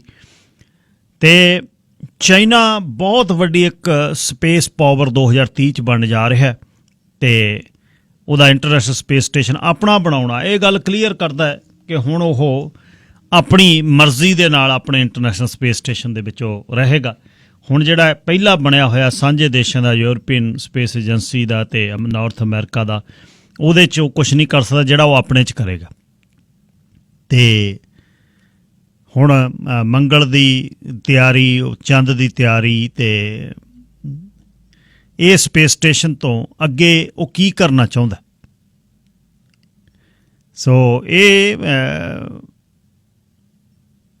ਜਿਹੜਾ ਇੰਟਰਨੈਸ਼ਨਲ ਸਪੇਸ ਸਟੇਸ਼ਨ ਹੁਣ ਚੱਲ ਰਿਹਾ, ਇਹ ਪ੍ਰੋਜੈਕਟ ਜਿਹੜਾ 2024 ਤੱਕ ਐਕਸਪਾਇਰ ਹੋਣ ਦੀ ਗੱਲ ਹੈ। ਤੇ ਨਾਲ ਹੀ ਰਸ਼ੀਆ ਨੇ ਕਿਹਾ ਕਿ 2025 'ਚ ਅਸੀਂ ਇੰਟਰਨੈਸ਼ਨਲ ਸਪੇਸ ਸਟੇਸ਼ਨ ਜਿਹੜਾ ਹੁਣ ਧਰਤੀ ਦੇ ਆਲੇ ਦੁਆਲੇ ਘੁੰਮ ਰਿਹਾ, ਇਹਦੇ ਵਿੱਚੋਂ ਅਸੀਂ ਬਾਹਰ ਹੋ ਜਾਣਾ। ਪਰ ਚੀਨ ਨੇ ਜਿਹੜੀ ਇਹ ਅਟੈਂਪਟ ਕੀਤੀ ਹੈ ਵੀ ਆਉਣ ਵਾਲੇ 2 ਸਾਲਾਂ 'ਚ, 1.5 ਸਾਲਾਂ ਦੇ ਵਿੱਚ, 22 ਦੇ ਲਾਸਟ ਤੱਕ ਕਹਿੰਦਾ ਮੈਂ ਆਪਣਾ ਇੰਟਰਨੈਸ਼ਨਲ ਸਪੇਸ ਸਟੇਸ਼ਨ ਬਣਾ ਲੈਣਾ। ਵਪਾਰਕ ਸੰਦੇਸ਼ ਲੈ ਲਵਾਂ। ਵਪਾਰਕ ਸੰਦੇਸ਼ਾਂ ਤੋਂ ਬਾਅਦ ਆ ਕੇ ਗੱਲਬਾਤ ਕਰਨੀ ਹੈ ਕੋਵਿਡ ਦੇ ਵਿੱਚ ਜਿਹੜੀ ਮਦਦ ਲੋਕਾਂ ਨੂੰ ਮਿਲੀ ਹੈ, ਚਾਹੇ ਸਰਬ ਮਿਲੀ ਹੈ $2,000 ਜਾਂ ਇਹਦੇ ਦੇ ਨਾਲ ਕੰਪਨੀਆਂ ਨੂੰ $40,000 ਲਿਆ, ਕੰਪਨੀਆਂ ਕਿਵੇਂ ਬਣੀਆਂ, ਕੰਪਨੀਆਂ ਕਿਵੇਂ ਬੰਦ ਹੋ ਰਹੀਆਂ ਉਹਦੀ ਗੱਲ, ਜਾਂ 75% ਵੇਜ ਸਬਸਿਡੀ ਜਿਹੜੀ ਮਿਲੀ ਹੈ। ਲੋਕਾਂ ਦਾ ਕੰਮ ਜਿਹੜਾ ਉਹ ਜਿਨ੍ਹਾਂ ਦਾ ਘਟ ਗਿਆ ਉਹਨਾਂ ਨੂੰ 75%, ਜੇ ਉਹਨਾਂ ਦੀ $1,00,000 ਦੀ ਮੰਥਲੀ ਪੇਰੋਲ ਆ ਤਾਂ 75,000 ਸਰਕਾਰਾਂ ਨੇ ਦਿੱਤਾ। ਹੁਣ ਇਸ ਤੋਂ ਉੱਪਰ ਇੱਕ ਮੰਗ ਹੋਰ ਹੋ ਰਹੀ ਹੈ ਕਿ ਅਪ੍ਰੈਲ 30 ਦੀ ਜਿਹੜੀ ਟੈਕਸ ਡੇਟ ਹੈ ਇਹ ਅੱਗੇ ਵਧਾਈ ਜਾਵੇ। ਇੱਕ ਮੰਗ ਜਿਹੜੀ ਲੋਕਾਂ ਵੱਲੋਂ ਜ਼ੋਰ ਨਾਲ ਕੀਤੀ ਜਾ ਰਹੀ ਹੈ ਕਿ ਟੈਕਸ ਦੀ ਤਰੀਕ ਜਿਹੜੀ ਹੈ ਪਰਸਨਲ ਇਨਕਮ ਟੈਕਸ ਅਪ੍ਰੈਲ 30 ਤੋਂ ਵਧਾਈ ਜਾਵੇ। ਪਿਛਲੀ ਵਾਰ ਇਹ ਸਤੰਬਰ ਤੱਕ ਕਰ ਦਿੱਤੀ ਸੀ। ਪਿਛਲੀ ਵਾਰ ਨਵਾਂ ਕੰਮ ਸੀ, ਪਰ 1 ਸਾਲ ਹੋ ਗਿਆ ਸਰਕਾਰੀ ਮਦਦ ਮਿਲ ਰਹੀ ਹੈ। 2-2 ਹਜ਼ਾਰ ਘਰਾਂ 'ਚ ਆਏ ਨੇ, ਉਸ ਤੋਂ ਬਾਅਦ 40-40 ਹਜ਼ਾਰ ਜਿਹੜੀਆਂ ਕੰਪਨੀਆਂ ਨੂੰ ਮਿਲੇ ਨੇ। ਹੁਣ ਇਹਦੇ 'ਚ ਕਿੰਨੇ ਹੱਕ ਵਾਲੇ ਲੈ ਗਏ, ਕਿੰਨੇ ਨਹੱਕੇ ਲੈ ਗਏ, ਤਾਂ ਸਰਕਾਰਾਂ ਦਾ ਕੰਮ ਆ, ਸਰਕਾਰਾਂ ਲੱਭਣ। ਤੇ ਜਿਨ੍ਹਾਂ ਨੇ ਲਏ ਨੇ ਉਹਨਾਂ ਨੂੰ ਪਤਾ ਹੈ ਕਿ ਅਸੀਂ ਕੀ ਕੀਤਾ। ਪਰ ਜਿਹੜਾ ਹੁਣ ਇਹ ਟੈਕਸ ਡੇਟ ਅੱਗੇ ਵਧਾਉਣ ਦਾ, ਇਹਦੇ ਨਾਲ ਕੀ ਫਰਕ ਪੈਣਾ? ਜਿਹਦੇ ਕੋਲ ਕੰਮ ਹੈ ਨਹੀਂ ਉਹਨੂੰ ਸਰਕਾਰ ਨੇ ਮਦਦ ਦੇਤੀ, ਜਿਹੜੇ ਕੰਮ ਕਰਦੇ ਨੇ ਉਹ ਔਨ ਟਾਈਮ ਆਪਣਾ ਟੈਕਸ ਦੇਣਾ ਚਾਹੁੰਦੇ ਨੇ, ਔਰ ਜਿਹੜੇ ਦੇਣਗੇ ਉਹਨਾਂ ਨੂੰ ਤਾਂ ਰੋਕ ਤਾਂ ਕੋਈ ਨਹੀਂ ਰਿਹਾ। ਪਰ ਇੱਕ ਮਦਦ ਹੋਰ ਲੋਕ ਮੰਗ ਰਹੇ ਨੇ ਵੀ ਨਾ ਜੀ ਇਹ ਟੈਕਸ ਵਰਾ ਅੱਗੇ ਕਰੋ, ਲੰਮਾ ਕਰੋ, ਇਹਨੂੰ ਹੋਰ 20 ਆਪਣੇ 2 ਮਹੀਨੇ ਮਿਲਣ ਸਾਨੂੰ ਜੁਲਾਈ ਤੱਕ, ਜੂਨ ਤੱਕ ਸਮਾਂ ਮਿਲਣਾ ਚਾਹੀਦਾ। ਤੇ ਸਰਕਾਰ ਦੀ ਮਦਦ ਜਿਹੜੀ ਹੋਈ ਹੈ, ਸਾਲ ਇਹ ਹੋ ਗਿਆ, ਪਿਛਲੇ ਸਾਲ ਮਈ ਦੇ ਵਿੱਚ ਆਲਮੋਸਟ ਸ਼ੁਰੂ ਹੋਈ ਸੀ, 1 ਸਾਲ ਪੂਰਾ ਹੋ ਗਿਆ। ਤੇ 1 ਸਾਲ ਦੇ ਵਿੱਚ ਜਿਨ੍ਹਾਂ ਨੂੰ ਇਹ ਮਦਦ ਮਿਲੀ ਹੈ ਉਹ ਵੀ ਆਪਣਾ ਤਜਰਬਾ ਦੱਸ ਸਕਦੇ ਨੇ, ਜਿਨ੍ਹਾਂ ਨੇ ਲਈ ਨਹੀਂ ਉਹ ਵੀ ਤਜਰਬਾ ਦੱਸ ਸਕਦੇ। ਟੈਕਸ ਵਰੇ ਦੇ ਬਾਰੇ ਵੀ ਕਿ 30 ਅਪ੍ਰੈਲ ਤੋਂ ਟੈਕਸ ਦਾ ਜਿਹੜਾ ਬਹੁਤ ਅੱਜ ਮੰਗ ਮੇਨ ਖਬਰ ਹੈ, CRA ਤੇ ਬੜਾ ਜ਼ੋਰ ਪਾ ਰਹੇ ਨੇ ਲੋਕ ਕਿ ਨਾ ਨਾ ਨਾ ਜੀ ਅੱਗੇ ਕਰੋ, ਇਹ ਤਾਂ 30 ਅਪ੍ਰੈਲ ਤੱਕ। ਫਰਕ ਕੀ ਪੈਣਾ 30 ਅਪ੍ਰੈਲ ਤੋਂ ਬਾਅਦ, ਕੀ ਫਰਕ ਪੈਣਾ? ਜਿਨ੍ਹਾਂ ਨੂੰ ਟੈਕਸ ਮੋੜਨਾ ਹੈ ਉਹਨਾਂ ਨੇ ਟੈਕਸ ਆਪਣਾ ਬਣਾਉਣਾ, ਕੰਮ ਵਾਲੇ ਆ ਦੇ ਲਈ ਉਸ ਤਰ੍ਹਾਂ ਦਾ ਕੰਮ ਹੈ। ਜਿਨ੍ਹਾਂ ਦਾ ਟੁੱਟਿਆ ਉਹਨਾਂ ਨੂੰ ਸਰਕਾਰੀ ਮਦਦ ਮਿਲ ਗਈ। ਫਿਰ ਟੈਕਸ ਦੀ ਤਰੀਕ 30 ਅਪ੍ਰੈਲ ਤੋਂ ਅੱਗੇ ਵਧਾਉਣ ਦੀ ਕੀ ਕਹਾਣੀ ਹੈ? ਗੁਲ ਸਾਹਿਬ ਤੁਸੀਂ ਏਰ ਤੇ ਹੋ। ਜਨਾਬ ਸਤਿ ਸ਼੍ਰੀ ਅਕਾਲ ਜੀ। ਪਤਾ ਕੀ ਹੈ ਜੀ, ਦੇਖੋ ਉਹ ਕਹਿੰਦੇ ਹੁੰਦੇ ਆ ਵੀ ਜਿਹੜਾ ਤਾਂ ਬੰਦਾ ਢਿੱਡੋਂ ਭੁੱਖਾ ਹੋਵੇ ਤਾਂ ਉਸ ਨੂੰ ਬੰਦਾ ਰੋਟੀ ਖਵਾ ਕੇ ਰਜਾ ਜਾਂਦਾ ਹੈ। ਜਿਹੜਾ ਵੈਸੇ ਹੀ ਨੀਤ ਦਾ ਭੁੱਖਾ ਹੋਵੇ ਉਹਨੂੰ ਪਰਮਾਤਮਾ ਵੀ ਨਹੀਂ ਰਜਾ ਸਕਦਾ। ਦੇਖੋ ਜਿਹੜੀ ਕੰਟਰੀ 'ਚ ਆਪਾਂ ਬੈਠੇ ਆ, ਇੰਨੀਆਂ ਫੈਸਿਲਿਟੀਆਂ ਔਰ ਇੰਨਾ ਗੌਰਮੈਂਟ ਇਮਦਾਦ ਕਰ ਰਹੀ ਹੈ, ਫਿਰ ਵੀ ਆਪਾਂ ਕਹਿੰਦੇ ਭੁੱਖੋ ਹੀ ਭੁੱਖ। ਦੇਖੋ 40-40 ਹਜ਼ਾਰ ਰੁਪਇਆ ਬਿਜ਼ਨਸ ਨੂੰ ਮਿਲਿਆ, ਠੀਕ ਹੈ। ਔਰ ਕੁਝ ਬਿਜ਼ਨਸ ਵਾਲੇ ਜਿਵੇਂ ਉਹ ਗੱਲ ਹੁੰਦੀ ਹੈ ਨਾ ਕਿ ਬਾਪੂ ਮੈਂ ਕੋਠੇ ਤੋਂ ਛਾਲ ਮਾਰਦਾ, ਨਹੀਂ ਤਾਂ 100 ਰੁਪਇਆ ਦੇ ਅੱਗੇ ਕੀ ਲੈਣਾ, ਬਲੋਟਿੰਗ ਪੇਪਰ ਲੈਣਾ। ਸੋ ਉਹੀ ਗੱਲ ਹੈਗੀ ਹੈ, ਡਰਾਵਾ ਦੇ ਕੇ ਵੀ ਸਰਕਾਰ ਸ਼ਾਇਦ ਹੋਰ ਪੈਸੇ ਦੇ ਦੇਵੇ। ਸੋ ਕਹਿਣ ਦਾ ਭਾਵ ਹੈ ਟੈਕਸ ਵਧਾ ਕੇ ਕੀ ਹੋਊਗਾ, ਜੇ ਤੁਸੀਂ 2 ਰੁਪਏ ਗੌਰਮੈਂਟ ਦੇ ਦੇਣੇ ਹੈ ਤਾਂ ਤੁਸੀਂ ਫੇਰ ਵੀ 2 ਮਹੀਨਿਆਂ ਨੂੰ ਵੀ ਦੇਣੇ ਹੈ ਤੇ ਅੱਜ ਵੀ ਤੁਸੀਂ ਦੇਣੇ ਹੈਗੇ, ਉਹ ਯੂ ਹੈਵ ਟੂ ਪੇ। ਸੋ ਅਸੀਂ ਹੁਣ ਕਹਿੰਦੇ ਹਾਂ ਜੇ ਸਾਨੂੰ 40,000 ਮਿਲਿਆ ਤਾਂ 40,000 ਦੇ ਵਿੱਚੋਂ 10,000 ਤਾਂ ਸਾਨੂੰ ਛੱਡ ਹੀ ਦੇਣਾ ਗੌਰਮੈਂਟ ਨੇ, 30,000 ਵਾਪਸ ਕਰਨਾ ਪੈਣਾ। ਸੋ ਫੇਰ ਵੀ ਲੋਕੀ ਕਹਿੰਦੇ ਨਹੀਂ ਜੀ ਹਾਲੇ ਵੀ ਅਸੀਂ ਟੈਕਸ ਨਹੀਂ ਦੇਣਾਗਾ। ਔਰ ਜਿਹੜਾ 2-2 ਹਜ਼ਾਰ ਲੋਕਾਂ ਨੇ ਲਿੱਤਾ ਹੈਗਾ ਔਰ ਉਸ ਤੋਂ ਬਾਅਦ ਫੇਰ ਤੁਹਾਨੂੰ ਪੈਸੇ ਮਿਲੇ $1,000 ਜਿਹੜਾ ਆਪਣਾ NDP ਗੌਰਮੈਂਟ ਨੇ ਦਿੱਤੇ ਹੈਗੇ ਪੈਸੇ, ਚਲੋ ਕਿਸੇ ਨੂੰ ਘੱਟ ਮਿਲੇ ਜਾਂ ਵੱਧ ਮਿਲੇ, ਜੋ ਵੀ ਮਿਲਿਆ। ਸੋ ਕਹਿਣ ਦਾ ਭਾਵ ਆ ਵੀ ਇਨਸਾਨ ਨੂੰ ਉਸ ਤਰੀਕੇ ਨਾਲ ਹੀ ਸੋਚਣਾ ਚਾਹੀਦਾ ਹੈ। ਜਿਹੜੇ ਮੁਲਕ 'ਚ ਆਪਾਂ ਬੈਠੇ ਆ ਇੱਥੇ ਬਹੁਤ ਕੁਝ ਮਿਲ ਰਿਹਾ, ਔਰ ਜੇ ਆਪਾਂ ਹੁਣ ਆਪਦਾ ਕੋਈ ਜ਼ਰੂਰਤ ਨਹੀਂ ਰੋਜ਼ ਦਾਰੂ ਪੀਣੀ ਹੈ ਜਾਂ ਰੋਜ਼ ਤੁਸੀਂ ਕਲੱਬ ਜਾਣਾ ਹੈਗਾ, ਦਾਲ ਰੋਟੀ ਇੱਥੇ ਬੰਦਾ ਹਰ ਕੋਈ ਬੰਦਾ ਕੋਈ ਭੁੱਖਾ ਨਹੀਂ ਸੌਂਦਾਗਾ। ਹਿੰਦੁਸਤਾਨ ਦੇਖੋ ਜਿੱਥੇ ਲੋਕ ਭੁੱਖੇ ਵੀ ਸੌਂਦੇ ਇਸ ਵੇਲੇ, ਔਰ ਇਸ ਵੇਲੇ ਇੰਨੀ ਮਹਾਮਾਰੀ ਚੱਲੀ ਵੀ ਆ ਕਿ ਜਿਵੇਂ ਕਹਿੰਦੇ ਆ ਨਾ ਵੀ ਪਿਓ ਨੂੰ ਪੁੱਤ ਨਹੀਂ ਸਿਆਣਦਾ ਤੇ ਪੁੱਤ ਨੂੰ ਪਿਓ ਨਹੀਂ ਸਿਆਣਦਾ, ਇਹੋ ਜਿਹਾ ਹਾਲ ਹੋਇਆ ਪਿਆ ਉੱਥੇ, ਕਿਉਂਕਿ ਪਤਾ ਹੀ ਨਹੀਂ ਲੱਗਦਾ ਕਿਸੇ ਨੂੰ ਕੀ ਹੋ ਰਿਹਾ। ਸੋ ਇਸ ਕਰਕੇ ਸਾਡੇ ਲੋਕਾਂ ਨੂੰ ਬੇਨਤੀ ਹੈ ਕਿ ਜੇ ਟਾਈਮ ਉਹਦਾ ਅਪ੍ਰੈਲ ਹੈਗਾ ਤੇ ਅਪ੍ਰੈਲ 'ਚ ਆਪਦਾ ਟੈਕਸ ਭਰੋ ਤੇ ਔਰ ਪਰਮਾਤਮਾ ਤੇ ਅੱਗੇ ਇਹੀ ਅਰਦਾਸ ਕਰੋ ਵੀ ਪਰਮਾਤਮਾ ਜਿਹੜਾ ਸਾਨੂੰ ਤੁਸੀਂ ਦਿੱਤਾ ਹੈਗਾ ਬਹੁਤ ਕੁਝ ਦਿੱਤਾ ਹੈਗਾ, ਤੇ ਜੇ ਪਰਮਾਤਮਾ ਦੇ ਕੰਨੀ ਇੰਨਾ ਧਿਆਨ ਹੋਵੇ ਨਾ ਜੀ, ਪਰਮਾਤਮਾ ਉਸ ਨੂੰ ਹੋਰ ਦਿੰਦਾ। ਜੇ ਉਹ ਭੁੱਖ ਕਰੀ ਜਾਂਦਾ ਉਹ ਫਿਰ ਭੁੱਖਾ ਨਾ ਕਰਾ ਅਰਿਸ਼ਟੋ ਫਸਟ ਤੇ ਲਿਆਉਂਦਾ ਪਰਮਾਤਮਾ। ਸੋ ਇਸ ਕਰਕੇ ਮੇਰੀ ਬੇਨਤੀ ਹੈ ਕਿ ਜਿਹੜੇ ਲੋਕ ਜਿੰਨਾ ਮਿਲ ਰਿਹਾ ਬਹੁਤ ਵਧੀਆ। Thank you very much. Thank you Goel ਸਾਹਿਬ। ਇੱਕ ਗੱਲ ਜਿਹੜੀ ਗੋਲ ਸਾਹਿਬ ਨੇ ਕਹੀ ਹੈ, ਕਿਉਂਕਿ ਬਦਅਮਨੀਆਂ ਜਿਹੜੀਆਂ ਨੇ ਉਹ ਅੱਜ ਦੀਆਂ ਨਹੀਂ, ਬਹੁਤ ਚਿਰ ਦੀਆਂ ਆਪਾਂ ਕਮਿਊਨਿਟੀ ਦੇ ਵਿੱਚ ਗੱਲਾਂ ਕਰਦੇ ਹਾਂ ਵੀ ਦੇਖੋ ਜੀ EI ਲੈ ਕੇ ਕੈਸ਼ ਕੰਮ, ਉਸ ਤੋਂ ਬਾਅਦ ਸਟੈਂਪਾਂ ਵੀ ਬਣਾਉਣੀਆਂ ਨੇ, ਆ ਵੀ ਕਰਨਾ ਹੈ। ਇਹ ਕਿਤੇ ਅੱਜ ਦੀਆਂ ਨਹੀਂ, 20-30 ਸਾਲ ਦੀਆਂ ਗੱਲਾਂ ਚੱਲੀਆਂ ਨੇ। ਤੇ ਜਿਹੜੇ ਸਰਕਾਰਾਂ ਨੇ ਇਹ ਕਾਨੂੰਨ ਬਣਾਏ ਸੀ ਵੀ ਭਾਈ ਜੇ ਕੰਮ ਤੋਂ ਤੁਸੀਂ ਨਿਕਲ ਗਏ ਤਾਂ ਤੁਹਾਨੂੰ ਆ 50-55% ਤੁਹਾਡੀ ਕਮਾਈ ਦਾ ਦੇਵਾਂਗੇ। ਹੁਣ ਇਹ 2-2 ਹਜ਼ਾਰ ਵੀ ਜਿਹੜੇ ਹੱਕ ਵਾਲੇ ਸੀ, ਜਿਨ੍ਹਾਂ ਨੇ ਹੱਕ ਦੀ ਲਿਆ ਉਹਨਾਂ ਨੂੰ ਪਤਾ, ਜਿਨ੍ਹਾਂ ਨੇ ਇਹ 'ਚ ਠੱਗੀ ਲਾਈ ਆ ਉਹਨਾਂ ਨੂੰ ਵੀ ਪਤਾ। ਇਸੇ ਤਰ੍ਹਾਂ 40-40 ਹਜ਼ਾਰ 'ਚ ਇੱਕ ਕੰਪਨੀ ਦੇ ਵਿੱਚ ਕੋਈ 20 ਬੰਦੇ ਕੰਮ ਕਰਦੇ ਆ, 4-4 ਬੰਦਿਆਂ ਦੀਆਂ 5 ਕੰਪਨੀਆਂ ਬਣਾ ਕੇ ਜੇ ਉਹਦੇ ਲਈ ਕੁਆਲੀਫਾਈ ਕਈ ਕਰ ਗਏ, ਕਿਉਂਕਿ ਸਰਕਾਰਾਂ ਨੇ ਨਹੀਂ ਪੁੱਛਿਆ ਇਸ ਸਮੇਂ। ਹਾਂ ਪੁੱਛਣਗੇ, ਉਹ ਹੌਲੀ-ਹੌਲੀ ਤਿਆਰੀ 'ਚ ਬੈਠੇ ਨੇ। ਤੇ ਫਿਰ ਉਦੋਂ ਨੈਕਸਟ ਉਹ ਕਹਿੰਦੇ ਚੱਲ ਕੰਪਨੀ ਤਾਂ ਬਣ ਗਈ, ਕੋਸ਼ਿਸ਼ ਕਰੀਏ ਕੋਈ LMI ਇਹ ਵੀ ਮਿਲ ਜਾਵੇ। ਅੰਤ ਤਾਂ ਹੈ ਨਹੀਂ ਕਿਸੇ ਚੀਜ਼ ਦਾ। ਪਰ ਟੈਕਸ ਦੀ ਡੇਟ ਅੱਗੇ ਵਧਾ ਕੇ ਇੱਕ ਉਹ ਵੀ ਨੇ ਜਿਨ੍ਹਾਂ ਨੂੰ 2-3 ਲੱਖ ਦੀ ਤਨਖਾਹ, 4 ਲੱਖ ਦੀ ਤਨਖਾਹ, ਉਹਨਾਂ ਨੂੰ ਆਲਮੋਸਟ ਉਹਦੇ 'ਚੋਂ $2 ਲੱਖ ਉਹ ਦੇ ਰਹੇ ਨੇ। ਉਹ ਵੀ ਬੰਦੇ ਨਾਲ ਨੇ ਬਈ ਜਿਨ੍ਹਾਂ ਨੂੰ ਕੱਟ ਕੇ ਹੀ ਦੇਖਣ ਨੂੰ 4 ਲੱਖ ਤਨਖਾਹ ਹੈ, ਪਰ ਉਹ 60% ਬ੍ਰੈਕਟ ਦੇ ਵਿੱਚ ਆਉਂਦੇ ਨੇ। 60% ਬ੍ਰੈਕਟ ਦਾ ਮਤਲਬ ਇਹ ਹੈ ਕਿ $2.5 ਲੱਖ ਗਿਆ। ਸਾਹਿਬ ਮਨਜੀਤ ਸਿੰਘ, ਲਾਈਨ ਨੰਬਰ 1। ਹਾਂਜੀ, ਮੇਰੇ ਖਿਆਲ ਤਾਂ ਜੀ ਇੱਕ ਤਾਂ ਜੀ 2000 ਜਿਹੜਾ ਮਿਲਿਆ ਜਿਨ੍ਹਾਂ ਨੂੰ ਉਹਨਾਂ ਦਾ ਟੈਕਸ ਨਹੀਂ ਕੱਟਿਆ, ਉਹਨਾਂ ਨੂੰ ਟੈਕਸ 800-900 ਉਹਦੇ ਵਿੱਚ ਮੋੜਨਾ ਪੈਣਾ। ਇਸ ਕਰਕੇ ਲੋਕ ਕਹਿੰਦੇ ਆ ਵੀ ਅੱਗੇ ਪਾਓ, ਪਰ ਉਹਨਾਂ ਨੇ ਤਾਂ ਪਹਿਲਾਂ ਆਲਰੇਡੀ ਕਰਤਾ। 1 ਸਾਲ ਕੋਈ ਵਿਆਜ ਨਹੀਂ ਲੱਗਣਾ ਜਿਹਨੇ ਵੀ ਕੋਈ ਪੈਸਾ ਮੋੜਨਾ। ਉਹ ਫੇਰ ਕੀ ਲੋੜ ਆ ਗਾਹਾਂ ਕਰਨ ਦੀ? 1 ਸਾਲ ਉਹਨਾਂ ਨੇ ਕੋਈ ਵਿਆਜ ਨਹੀਂ ਲੈਣਾ, ਚਾਹੇ ਤੁਸੀਂ 50 ਕਰਕੇ ਮੋੜ ਦਿਓ, ਚਾਹੇ 100 ਕਰਕੇ ਮੋੜ ਦਿਓ, 1 ਸਾਲ ਕੋਈ ਵਿਆਜ ਨਹੀਂ। ਫੇਰ ਕਿਉਂ ਕਹਿੰਦੇ ਨੇ ਵੀ ਅੱਗੇ ਪਾਓ ਟੈਕਸ ਦੀ ਤਰੀਕ? ਥੈਂਕ ਯੂ ਜੀ। Joga Singh line number 2। ਸਤਿ ਸ੍ਰੀ ਅਕਾਲ ਬਾਈ ਜੀ। ਸਤਿ ਸ਼੍ਰੀ ਅਕਾਲ ਜੀ। ਜਦ ਖੂਹ ਤੇ ਹੁੰਦੇ ਸੀਗੇ ਮਤਲਬ ਸਾਡੇ ਵੱਲ ਖੂਹ ਕਹਿੰਦੇ ਆ, ਮਤਲਬ ਉੱਥੇ 4 ਕਮਰੇ ਹੋਣੇ, ਮਾਰ ਦਾ ਡੰਗਰ ਬੱਧੇ ਹੋਣੇ, ਤਾਂ ਨਾਲ ਬੱਕਰੀ 1 ਕੁੱਤਾ ਹੋਣਾ, ਜਾਂ ਰੋਟੀ ਖਾਣੀ ਚਾਹ ਵੇਲਾ। ਬਜ਼ੁਰਗਾਂ ਨੇ ਕਹਿਣਾ ਮਤਲਬ ਉਹਨੂੰ ਬੁਰਕੀ ਪਾ ਦੇਣੀ ਜਾਂ ਉਹਦੇ ਹਿੱਸੇ ਦੀ 1 ਪਾ ਦੇਣੀ, ਉਹਨੂੰ ਖਾ ਕੇ ਫਿਰ ਤੁਹਾਡੇ ਵੱਲ ਝਾਕੀ ਜਾਣਾ। ਉਹਨੇ ਕੀ ਕਹਿਣਾ, ਉਹ ਤੇਰੀ ਨੀਤ ਨਾ ਭਰੀ, ਉਹਨੂੰ ਹੋਰ ਪਾਉਣੀ, ਉਹਨੂੰ ਚੱਕ ਲੈਣੀ, ਖਾਣੀ ਨਾ, ਚੱਕ ਕੇ ਦੱਬ ਦੇਣੀ। ਫੇਰ ਕੀ ਕਹਿਣਾ, ਤੇਰੀ ਕੁੱਤੇ ਵਾਲੀ ਨੀਤ ਨਾ ਭਰੀ। ਇੱਥੇ ਉਹ ਬੰਦੇ ਆ ਜਿਨ੍ਹਾਂ ਦੀ ਮੈਂ ਮਤਲਬ ਕਹਿਣਾ ਨਹੀਂ ਚਾਹੁੰਦਾ। ਬਸ ਇੰਨਾ ਹੀ। ਸਤਿ ਸ਼੍ਰੀ ਅਕਾਲ। ਸਤਿ ਸ਼੍ਰੀ ਅਕਾਲ।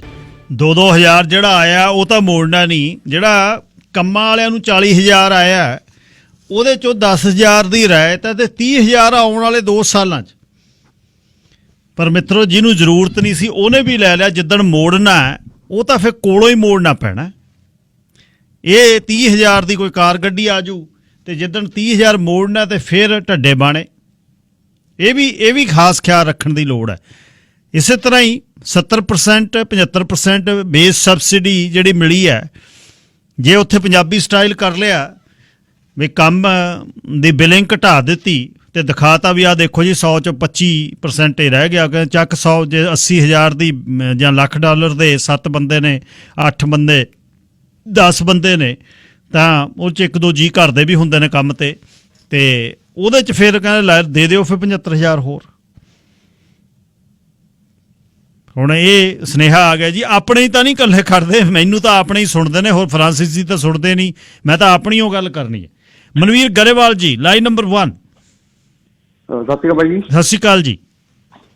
ਹਾਂਜੀ, ਇਹਦੇ 'ਚ ਇੱਕ ਤਾਂ ਜਿਹੜੀ ਗੱਲ ਹੈਗੀ ਆ, ਜਿਹੜੀ 2000 ਵਾਲੀ ਆ, 2000 ਵਾਲੀ ਤਾਂ ਚਲੋ ਬੰਦਾ ਨਹੀਂ ਲੱਭਿਆ ਜਾ ਸਕਦਾ ਵੀ ਚਲੋ ਕੈਸ਼ ਤੇ ਕੰਮ ਕਰਨ ਲੱਗ ਗਿਆ ਵੀ ਨਹੀਂ ਮੁੜ ਕੇ। ਹੁਣ ਜਿਹੜੇ ਕੰਪਨੀ ਵਾਲੇ ਦਿੰਦੇ ਨੇ ਉਹਦੇ 'ਚ ਇਹ ਪ੍ਰੋਬਲਮ ਤਾਂ ਹੋ ਸਕਦੀ ਹੈ ਵੀ ਮੁੜ ਕੇ ਕੰਪਨੀ ਪ੍ਰੋਫਿਟ 'ਚ ਜਾਂਦੀ ਹੋਵੇ ਤੇ ਉਧਰੋਂ ਲੋਨ ਲਿਆ ਕੰਪਨੀ ਨੇ, ਤੇ ਮੇਰੇ ਵਰਗਾ ਹੁਣ ਉੱਪਰੋਂ ਜੇ ਤਾਂ ਇਨਕਮ ਕੱਢ ਰਿਹਾ ਆਪਣੀ $1,00,000 ਹੈ ਨਾ, ਉੱਧਰੋਂ ਕਹਿ ਰਹੇ ਸਾਡੇ ਕੋਲ ਪੈਸੇ ਹੈ ਨਹੀਂ, ਮੁੜ ਕੇ ਡਾਊਨ ਦਾ ਰੋਡ ਉਹ ਚੈਕਿੰਗ ਤਾਂ ਕਰ ਸਕਦੇ ਨੇ। ਹੁਣ ਇਹ ਜਿਹੜਾ ਟੈਕਸ ਵਧਾਉਣ ਦੀ ਗੱਲ ਆ, ਇਹ ਉਸ ਗੱਲ ਨਹੀਂ ਹੈਗੀ ਵੀ ਪੈਸੇ ਹੈ ਨਹੀਂ, ਪੈਸੇ ਇਨਵੈਸਟ ਕਰਤੇ ਉਹ। ਤੇ ਦੂਜੀ ਗੱਲ, ਹੁਣ ਡਰ ਰਹੇ ਨੇ ਵੀ ਪਤਾ ਨਹੀਂ ਕੀ ਹੋਣਾ, ਜਿਹੜਾ ਹੋਊਗਾ ਪੈਸੇ ਇਕੱਠੇ ਕਰ ਲਈਏ ਆਪਾਂ ਵੀ ਮੁੜ ਕੇ ਮੋੜਨ ਜੋਗੇ ਹੋ ਜਾਾਂਗੇ। ਅੱਛਾ ਮਨਵੀਰ, ਤੁਸੀਂ ਸੈਲਫ ਇੰਪਲਾਇਡ ਹੋ, ਬਿਜ਼ਨਸ ਕਰਦੇ ਹੋ ਆਟੋਮੇਸ਼ਨ ਦਾ ਤੇ ਵਧੀਆ ਰਨ ਕਰਦੇ ਹੋ। ਅੱਛਾ, ਤੁਸੀਂ ਇਸ ਬ੍ਰੈਕਟ ਦੇ ਜੇ 40,000 ਦੇ ਵਿੱਚ ਆਉਣਾ ਸੀ ਤਾਂ ਕਿਵੇਂ ਆਉਣਾ ਸੀ? ਤੁਸੀਂ ਕੀ ਕਰਨਾ ਸੀ ਜਿਹੜਾ ਨਹੀਂ ਕੀਤਾ? ਉਹ ਮੇਰੇ ਖਿਆਲ 'ਚ ਦੇਖੋ, ਮੈਂ ਤਾਂ ਓਨੈਸਟਲੀ ਦੱਸਾਂ, ਮੈਂ ਤਾਂ ਅਪਲਾਈ ਕੀਤਾ ਨਹੀਂ। ਇੱਕ ਤਾਂ ਕੋਈ ਭਲੀ ਮਾਨਸ ਨਹੀਂ, ਮੈਂ ਡਰ ਕੇ ਨਹੀਂ ਕੀਤਾ ਕਿਉਂਕਿ ਕੰਪਨੀ ਪ੍ਰੋਫਿਟ 'ਚ ਜਾਂਦੀ ਆ, ਆਪਾਂ ਅਪਲਾਈ ਕਰਕੇ ਕੀ ਕਰਨਾ ਹੈ ਨਾ। ਮੁੜ ਕੇ ਜਿਹੜੇ ਸਿੱਧੇ ਪੈਸੇ ਬਣ ਰਹੇ ਨੇ, ਸਿੱਧੇ ਵਧੀਆ ਬਣ ਰਹੇ ਨੇ, ਜਾਂ ਤਾਂ ਨਾ ਬਣਦੇ ਹੁਣ ਫਿਰ ਵੀ ਕਹੀਏ। ਇਹਦੇ 'ਚ ਮੇਰੇ ਖਿਆਲ 'ਚ $20,000 ਦੀ ਇਨਕਮ ਚਾਹੀਦੀ ਸੀ 2020 ਦੇ ਵਿੱਚ EMPLOYEES ਦੀ, ਜਿਹੜਾ ਪੇਰੋਲ ਕੱਢਿਆ। ਤੇ ਦੂਜਾ ਤੁਹਾਡਾ ਉਹਨਾਂ ਦਾ ਰੂਲ ਸੀ, ਜੇ ਬਿਜ਼ਨਸ ਜੇ ਲਾਸ 'ਚ ਜਾ ਰਿਹਾ, ਮਤਲਬ ਘਟਿਆ ਪਿਛਲੇ ਸਾਲ ਨਾਲ, ਪਿਛਲੇ ਸਾਲ ਨਾਲੋਂ ਤਾਂ ਘਟਿਆ ਨਹੀਂ, ਮੇਰੇ ਹਿਸਾਬ ਨਾਲ ਤਾਂ ਵਧਿਆ। ਹੁਣ ਪਿਛਲੇ 3-4 ਮਹੀਨੇ 'ਚ ਤਾਂ ਉਹਦੀਆਂ ਜਿੰਨਾ ਟੋਟਲ ਸਾਲ 'ਚ ਹੁੰਦਾ ਸੀ ਉਹਨਾਂ ਪਿਛਲੇ 3-4 ਮਹੀਨੇ 'ਚ ਹੋਇਆ। ਮਾਰਕੀਟ ਆਪਾਂ ਨੂੰ ਪਤਾ ਹੀ ਹੈ ਨਾ। ਬਿਲਕੁਲ। ਉਹਦੇ ਕਰਕੇ ਇਹ ਥੋੜਾ ਜਿਹਾ ਜਿਵੇਂ ਭਲੀ ਮਾਨ ਸੀ ਤਾਂ ਚਲੋ ਮੈਂ ਵੀ ਨਹੀਂ ਦਿਖਾਈ, ਮੈਂ ਵੀ ਡਰ ਦੇ ਮਾਰੇ ਨਹੀਂ ਅਪਲਾਈ ਕੀਤਾ ਹੈ ਆਪਣਾ ਦੱਸੀਏ। ਪਰ ਜੇ ਲੋੜ ਨਹੀਂ ਹੈਗੀ ਤਾਂ ਅਪਲਾਈ ਕਰਨ ਦੀ ਲੋੜ ਨਹੀਂ ਸੀ, ਕਿਉਂਕਿ ਉਹਨਾਂ ਨੇ ਕੱਢ ਲੈਣਾ। ਕੰਪਨੀ ਦਾ ਤਾਂ ਬਹੁਤ ਈਜ਼ੀ ਲੱਭਣਾ, ਕਿਉਂਕਿ ਪ੍ਰੋਫਿਟ ਦਿਖ ਜਾਂਦਾ ਸਾਹਮਣੇ ਵੀ, ਇੰਨਾ ਟੈਕਸ ਹੈ ਜੀ, ਇੰਨਾ ਹੋਆ। ਤੇ ਬੇਸ ਸਬਸਿਡੀ ਵੀ ਇਹੀ ਸੀ ਵੀ ਕੰਮ ਘੱਟ ਦਿਖਾ ਦਿਓ ਤੇ ਬੇਸ ਸਬਸਿਡੀ ਲੈ ਲਓ। ਹਾਂਜੀ, ਉਹਦੇ 'ਚ ਵੀ ਗਲਿਚ ਹੋ ਸਕਦਾ, ਪਰ ਗਲਿਚ ਕੀ ਕਰ ਸਕਦੇ, ਉਹਨੂੰ ਕੈਸ਼ ਤਾਂ ਦੇ ਨਹੀਂ ਸਕਦੇ। ਜੇ ਤਾਂ ਚੈੱਕ ਕੱਟ ਕੇ ਦਊਗਾ ਬੰਦਾ ਤਾਂ ਹੀ ਬੰਦਾ ਉਹ ਬੇਸ ਸਬਸਿਡੀ ਕੁਆਲੀਫਾਈ ਹੁੰਦਾ। ਜੇ ਹੁਣ 3,000 ਦੀ ਜਗ੍ਹਾ 1,500 ਪੱਲੇ ਦੇਈ ਜਾਂਦਾ, 1,500 ਦੇ ਤੇ ਉਹਨੂੰ ਬੈਨੀਫਿਟ ਤਾਂ ਹੈ ਨਹੀਂ ਬੇਸ ਸਬਸਿਡੀ ਲੈਣ ਦਾ। ਕਿਉਂਕਿ ਜੇ ਮੈਂ ਬਹੁਤ ਕੰਪਨੀ ਦੇਖੀ ਕੈਸ਼ ਵੜਨ ਦਾ ਨੁਕਸਾਨ ਆਪਾਂ ਨੂੰ ਜ਼ਿਆਦਾ ਹੁੰਦਾ।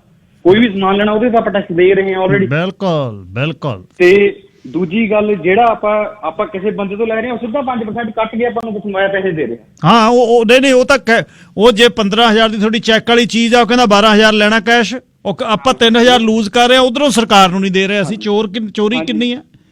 ਤੇ ਸਮਾਨ ਬਾਈ ਕਰ ਰਹੇ ਹਾਂ। ਸਮਾਨ ਤੇ ਆਲਰੇਡੀ 12% ਦੇ ਦਿੱਤਾ ਹੈ। ਹਾਂਜੀ, ਮੇਰਾ ਤਾਂ ਆਪਣਾ ਸਿੱਧਾ ਫਲਸਫਾ ਵੀ ਆਪਾਂ ਲੈਣਾ ਹੀ ਨਹੀਂ ਜੀ। ਜੇ ਤਾਂ ਬੈਂਕ 'ਚ ਰੱਖਣਾ ਦੇ ਦਿਓ, ਬੈਂਕ 'ਚ ਰੱਖਾਂਗੇ ਵੀ ਦੇਖੋ ਵੀ ਤੁਹਾਡੇ ਕੋਈ ਕੱਲ ਨੂੰ ਇਨਕੁਆਇਰੀ ਹੁੰਦੀ ਹੈ ਤਾਂ ਨਾਮ ਲਿਖ ਕੇ ਦੱਸ ਦੇਣਾ ਵੀ ਇੰਨਾ ਆਇਆ ਜੀ, 10,000 ਆਇਆ, 10,000 ਕੈਸ਼ ਰੱਖਤਾ ਆਪਣੀ ਬੈਂਕ 'ਚ ਆ ਕੇ। ਸਵਾਦ ਦੀ ਗੱਲ ਆ ਸ਼ੇਰਾ। ਤੇ ਮੁੜ ਕੇ ਦੂਜੀ ਗੱਲ ਆ, ਉਹਦੇ 'ਚ ਕਦੇ ਲੋਨ ਕਰਾਇਆ, ਕਦੇ ਮੋਰਗੇਜ ਕਰਾਈ ਆ, ਕਦੇ ਪ੍ਰੋਬਲਮ ਨਹੀਂ ਆਈ, ਕਿਉਂਕਿ ਸਾਰਾ ਇਨਕਮ 'ਚ ਜਾ ਰਿਹਾ, ਜਿੰਨੀ ਇਨਕਮ ਵੱਧ ਰਹੀ ਆ। Very good, thank you. ਹਾਂਜੀ, ਇਹੀ ਰਾਹ ਹੈ ਉੱਥੋਂ ਆ ਕੇ, ਇਹੀ ਰਾਹ। ਇਹ ਮਨਵੀਰ ਗਰੇਵਾਲ ਜਿਹੜਾ ਮੁੰਡਾ ਲਿਖਦਾ ਡਡਹੇੜੀ ਵਾਲਾ। ਸੁਨੀਲ ਜੀ, ਲਾਈਨ ਨੰਬਰ 2। ਸਤਿ ਸ਼੍ਰੀ ਅਕਾਲ ਜੀ। ਸਤਿ ਸ਼੍ਰੀ ਅਕਾਲ ਜੀ। ਅੱਛਾ, ਪਹਿਲਾਂ ਮੈਂ ਇੱਕ ਜਿਹੜੀ ਤੁਸੀਂ ਉਹ ਅਲੈਕਸੀ ਦੀ ਗੱਲ ਕਰਦੇ ਸੀ, ਮੈਂ ਇੱਕ ਟਿੱਪਣੀ ਕਰਨਾ ਚਾਹਨਾ। ਟਿੱਪਣੀ ਮੇਰੀ ਇਹ ਆ ਕਿ ਮੈਂ ਪਹਿਲੀ ਗੱਲ ਤਾਂ ਮੈਂ ਜਿਹੜੀ ਪੋਲੀਟਿਕਸ ਦੇ ਵਿੱਚ ਜਿਹੜੀ ਕਮਿਊਨਿਜ਼ਮ ਵਗੈਰਾ ਮੈਂ ਕਿਸੇ ਦਾ ਸਪੋਰਟਰ ਨਹੀਂ ਹੈਗਾ, ਪਰ ਜੇ ਤੁਸੀਂ ਪਿਛਲੇ 2 ਦਸ਼ਕਾਂ 'ਚ ਦੇਖ ਲਓ ਨਾ, ਜੇਕਰ ਵਰਲਡ ਦੇ ਵਿੱਚ ਪਾਵਰ ਬੈਲੈਂਸ ਕਰਨ ਦੀ ਕੋਸ਼ਿਸ਼ ਕੀਤੀ ਆ ਤਾਂ ਰਸ਼ੀਆ ਦਾ ਜਿਹੜਾ ਪ੍ਰੈਜ਼ੀਡੈਂਟ ਆ ਪੁਟਿਨ ਆ ਉਹਦੇ 'ਚ ਇੱਕ। ਉਹਦਾ ਰੀਜ਼ਨ ਇਹ ਸੀਗਾ ਕਿ ਜੇ ਤੁਹਾਨੂੰ ਚੇਤਾ ਹੋਵੇ, ਆਪਾਂ ਉਦੋਂ ਇਕੱਠੇ ਵੀ ਕੰਮ ਕਰਦੇ ਸੀ, ਉਸ ਟਾਈਮ ਰਸ਼ੀਆ ਦੇ ਵਿੱਚ ਬਰੈਡਾਂ ਵਾਸਤੇ ਲਾਈਨ ਲੱਗਦੀਆਂ ਸੀਗੀਆਂ। ਜਦੋਂ ਪੁਟਿਨ ਆਇਆ, ਉਹਦੀਆਂ ਜਿਹੜੀਆਂ ਕਾਰਗੁਜ਼ਾਰੀਆਂ ਨੇ ਜਾਂ ਉਹਦੇ ਕੰਮ ਕਰਨ ਦਾ ਤਰੀਕਾ ਕੁਛ ਮਾੜਾ ਹੋ ਸਕਦਾ, ਉਹਦੀ ਡਿਕਟੇਟਰਸ਼ਿਪ ਮਾੜੀ ਹੋ ਸਕਦੀ ਹੈ, ਪਰ ਉਹਨੇ ਜੇ ਪਿਛਲੇ 2 ਦਹਾਕਿਆਂ 'ਚ ਲੀਡਰਸ਼ਿਪ ਦੇ ਤੌਰ ਤੇ ਦੇਖਿਆ ਜਾਵੇ ਤਾਂ ਉਹਨੇ ਆਪਣੇ ਮੁਲਕ ਨੂੰ ਰੋਟੀ ਖਾਣ ਲਾ ਦਿੱਤਾ। ਅਲੈਕਸੀ ਜਿਹੜਾ ਹੈਗਾ ਆ, ਉਹ ਵੀ ਇੱਕ ਪੋਲੀਟੀਕਲ ਐਕਟਿਵਿਸਟ ਆ। 2000 ਸਾਲ ਤੋਂ ਹੀ ਉਹ ਪੋਲੀਟੀਕਲ ਐਕਟਿਵਿਸਟ ਆ। ਉਹ ਯੇਲ ਯੂਨੀਵਰਸਿਟੀ ਦੇ ਵਿੱਚ ਵੀ ਆ ਕੇ ਪੜ੍ਹਿਆ। ਜਿਹੜੀਆਂ ਵੈਸਟਰਨ ਗਵਰਨਮੈਂਟਸ ਨੇ ਉਹ ਦੂਜੇ ਮੁਲਕਾਂ ਦੇ ਵਿੱਚ ਆਪਣੇ ਇੱਥੋਂ ਪੜ੍ਹੇ ਲਿਖੇ ਬੰਦਿਆਂ ਨੂੰ ਸੈੱਟ ਕਰਦੀਆਂ ਨੇ, ਜਿਵੇਂ ਕਿ ਮਨਮੋਹਨ ਸਿੰਘ ਨੂੰ ਇੰਟਰਨੈਸ਼ਨਲ ਜਿਹੜੀਆਂ ਆਰਗੇਨਾਈਜੇਸ਼ਨ ਸੀ ਉਹਨਾਂ ਨੇ ਜ਼ੋਰ ਪਾਇਆ ਸੀਗਾ ਫਾਈਨੈਂਸ ਮਿਨਿਸਟਰ ਬਣਾਉਣ ਵਾਸਤੇ, ਜੇ ਆਪਾਂ ਨੂੰ ਚੇਤਾ ਹੋਵੇ ਤੇ। ਪਰ ਮੈਂ ਉਹ ਅਲੈਕਸੀ ਦੇ ਕੋਈ ਖਿਲਾਫ ਨਹੀਂ ਹੈਗਾ, ਮੈਂ ਤਾਂ ਉੱਦਾਂ ਗੱਲ ਦੱਸਣਾ ਚਾਹੁੰਦਾ ਵੀ ਇਹ ਇੰਟਰਨਲ ਪੋਲੀਟਿਕਸ ਦੇ ਵਿੱਚ ਕਈ ਵਾਰੀ ਵਰਲਡ ਪੋਲੀਟਿਕਸ ਜਿਹੜੀ ਹੈਗੀ ਆ ਉਹ ਮੈਟਰ ਕਰ ਜਾਂਦੀ ਆ, ਇਸ ਕਰਕੇ ਬੰਦਿਆਂ ਦੇ ਨਾਂ ਬਣ ਜਾਂਦੇ। ਪਰ ਕੰਟਰੀਬਿਊਸ਼ਨ ਦੇ ਤੌਰ ਦੇ ਉੱਤੇ, ਐਜ਼ ਏ ਕੰਟਰੀ ਨੂੰ ਕੰਟਰੀਬਿਊਸ਼ਨ ਦੇ ਤੌਰ ਦੇ ਉੱਤੇ ਜਿਹੜਾ ਪੁਟਿਨ ਆ, ਮੇਰਾ ਆਪਣਾ ਨਿੱਜੀ ਆ, ਮੈਂ ਕੋਈ ਕਮਿਊਨਿਸਟ ਨਹੀਂ ਹੈਗਾ, ਉਹਦੇ ਖਿਲਾਫ ਆ ਮੈਂ ਬਿਲਕੁਲ, ਪਰ ਮੇਰਾ ਨਿੱਜੀ ਇਹ ਹੈਗਾ ਕਿ ਉਹਨੇ ਆਪਣੇ ਕੰਟਰੀ ਨੂੰ ਕੰਟਰੀਬਿਊਟ ਕੀਤਾ ਆ ਤੇ ਵਰਲਡ ਪਾਵਰ ਬੈਲੈਂਸ ਨੂੰ ਕੀਤਾ। ਨਹੀਂ ਤਾਂ ਅਮਰੀਕਾ ਜਾਂ ਹੋਰ ਜਿਹੜੇ ਕੰਟਰੀਜ਼ ਆ, ਵੈਸਟਰਨ ਪਾਵਰਸ ਨੇ, ਇਹਨਾਂ ਨੇ ਵਰਲਡ ਨੂੰ ਡੋਮੀਨੇਟ ਕਰਨਾ ਸੀਗਾ। ਦੂਜੀ ਗੱਲ ਜਿਹੜੀ ਤੁਸੀਂ ਆ ਕਰ ਰਹੇ ਹੋ, ਜਿਹੜੇ ਆਪਾਂ ਮੁਲਕ ਚੋਂ ਆਏ ਆ, ਉਹ ਵੈਲਫੇਅਰ ਸਟੇਟ ਨਹੀਂ ਸੀਗੀ। ਜਿੱਥੇ ਅੱਜ ਆਪਾਂ ਰਹਿੰਦੇ ਆ, ਇਹ ਵੈਲਫੇਅਰ ਸਟੇਟ ਆ। ਇਹਨਾਂ ਅਗਰ ਜਿਵੇਂ ਹੋਰ ਕੰਟਰੀ ਆ, ਨਾਰਵੇ ਹੈਗੇ ਆ, ਇਸ ਤੋਂ ਵੀ ਜ਼ਿਆਦਾ ਵੈਲਫੇਅਰ ਹੈਗੀ ਆ। ਆਪਾਂ ਕਹਿ ਲਈ ਆਈਸਲੈਂਡ ਆ, ਫਿਨਲੈਂਡ ਹੈਗੇ ਆ। ਹੁੰਦਾ ਕੀ ਆ ਕਿ ਜਦੋਂ ਆਪਾਂ ਇੱਥੇ ਆਉਂਦੇ ਆ, ਦੇਖੋ ਆਪਾਂ ਨੂੰ ਧਾਰਮਿਕ ਤੌਰ ਤੇ ਕਿਰਤ ਕਰਨਾ ਸਿਖਾਇਆ ਗਿਆ, ਪਰ ਇਹਨਾਂ ਮੁਲਕਾਂ ਦੇ ਵਿੱਚ ਇੱਕ ਚੀਜ਼ ਹੋਰ ਬਹੁਤ ਸੋਹਣੀ ਹੈ ਕਿ ਜੇਕਰ ਤੁਹਾਡੇ ਕੋਲ ਕੰਮ ਦੇ ਮੌਕੇ ਖੁੰਝ ਜਾਂਦੇ ਨੇ ਤਾਂ ਉਹ ਕੰਡੀਸ਼ਨਾਂ ਬਣਾਈਆਂ ਗਈਆਂ ਨੇ। ਇਸੇ ਕਰਕੇ ਕੋਵਿਡ ਦੇ ਵਿੱਚ ਇਹ ਪ੍ਰੋਗਰਾਮ ਬਣੇ ਸੀਗੇ। ਮੈਨੂੰ ਇਹ ਲੱਗਦਾ ਕਿ ਜ਼ਿਆਦਾਤਰ ਲੋਕਾਂ ਨੇ, ਉਹਨਾਂ 'ਚ ਆਪਣੇ ਬੰਦੇ ਵੀ ਸਾਰੇ ਸ਼ਾਮਲ ਨੇ, ਵੀ ਇਹਨੂੰ ਮਿਸਯੂਜ਼ ਨਹੀਂ ਕੀਤਾ। ਥੋੜੇ ਬੰਦੇ ਹੋਣਗੇ ਜਿਨ੍ਹਾਂ ਨੇ ਮਿਸਯੂਜ਼ ਕੀਤਾ ਹੋਊਗਾ, ਪਰ ਉਹਨਾਂ ਨੂੰ ਭਰਨਾ ਪੈ ਜਾਣਾ, ਕਿਉਂਕਿ ਅੱਜ ਕੱਲ੍ਹ ਇਲੈਕਟ੍ਰੋਨਿਕਲੀ ਸਭ ਕੁਝ ਚੀਜ਼ਾਂ ਚੱਲਦੀਆਂ ਨੇ। ਡਿਜੀਟਾਈਜ਼ ਵਰਲਡ ਦੇ ਵਿੱਚ ਤੁਸੀਂ ਜ਼ਿਆਦਾ ਹੇਰਾਫੇਰੀਆਂ ਨਹੀਂ ਕਰ ਸਕਦੇ, ਔਰ ਕਰਨੀ ਵੀ ਨਹੀਂ ਚਾਹੀਦੀ। ਇਹ ਮੇਰੀ ਇੱਕ ਆਪਣੀ ਜਾਤੀ ਮੰਨਣਾ ਆ। ਚਾਹੀਦਾ ਵਾ ਕਿ ਆਪਾਂ ਇਸ ਮੁਲਕ ਦੇ ਜਿਹੜੇ ਬਣੇ ਹੋਏ ਕਾਨੂੰਨ ਨੇ ਜਾਂ ਜਿਹੜੀਆਂ ਵਧੀਆ ਚੀਜ਼ਾਂ ਨੇ ਉਹਨਾਂ ਨੂੰ ਮਿਸਯੂਜ਼ ਨਾ ਕਰੀਏ। ਤੇ ਜਿਹੜੀਆਂ ਕੰਪਨੀਜ਼ ਤੁਸੀਂ ਗੱਲ ਕਰਦੇ ਹੋ, ਦੇਖੋ ਜਿਹੜੀਆਂ ਬਿਜ਼ਨਸਿਸ ਹੈਗੇ ਆ ਫਾਰ ਪ੍ਰੋਫਿਟ ਆ, ਉਹ ਗਵਰਨਮੈਂਟ ਨੂੰ ਸਪੋਰਟ ਕਰਦੇ ਆ। ਗਵਰਨਮੈਂਟ ਉਹਨਾਂ ਵਾਸਤੇ ਕੋਈ ਨਾ ਕੋਈ ਵਧੀਆ ਪਲਾਨਸ ਬਣਾਉਂਦੀ ਆ।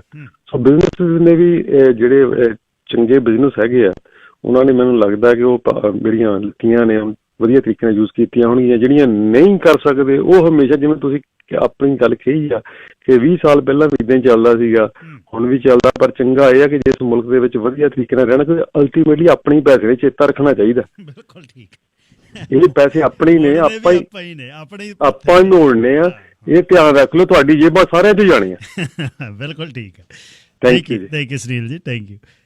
ਇਹ ਕਿਉਂਕਿ ਜਦ ਆਪਾਂ ਬਹੁਤ ਵਧੀਆ ਗੱਲ ਕੀਤੀ, ਜਦ ਆਪਾਂ 40 ਲੈਂਦੇ ਆ ਨਾ, ਉਹ ਫਿਰ ਜੇ ਮੇਰੇ ਹਿੱਸੇ ਆਉਣਾ ਉਹ $200, ਮੈਨੂੰ ਐ ਹੁੰਦਾ ਵੀ ਨਾ ਆਪਣੇ ਹਿੱਸੇ ਨਹੀਂ ਆਉਣਾ, ਇਹ ਉਹ ਕਿਸੇ ਨੇ ਹੋਰ ਦੇਣਾ। ਨਿੱਜ ਜਦ ਭਾਰੂ ਹੁੰਦਾ ਨਾ। ਦੂਜੇ ਮੈਂ ਅੱਜ ਵੀਰਵਾਰ ਨੂੰ ਗੱਲ ਕਰਦੇ ਹੁੰਦੇ ਆ ਭਾਈਚਾਰੇ ਦੀ, ਤੇ ਅੱਜ ਮੈਂ ਉਹ ਗੱਲਬਾਤ ਦੂਜੇ ਪ੍ਰੋਗਰਾਮ 'ਚ ਇਹੀ ਕਰਨੀ ਆ ਵੀ ਨਿੱਜ ਜਦ ਭਾਰੂ ਹੁੰਦਾ ਫਿਰ ਅਸੀਂ ਬਾਕੀਆਂ ਨੂੰ ਪਿੱਛੇ ਛੱਡ ਦਿੰਦੇ ਹਾਂ। ਫਿਰ ਜਦ ਮੈਂ ਤੇ ਬਸ ਮੈਂ। ਪਰ ਇਸ ਦੁਨੀਆ ਦੇ ਵਿੱਚ ਜੇ ਮੈਂ ਦੀ ਉਹ ਗੱਲ ਹੋ ਜਾਏ ਫਿਰ ਦੁਨੀਆ ਕਿਵੇਂ ਚੱਲੂ?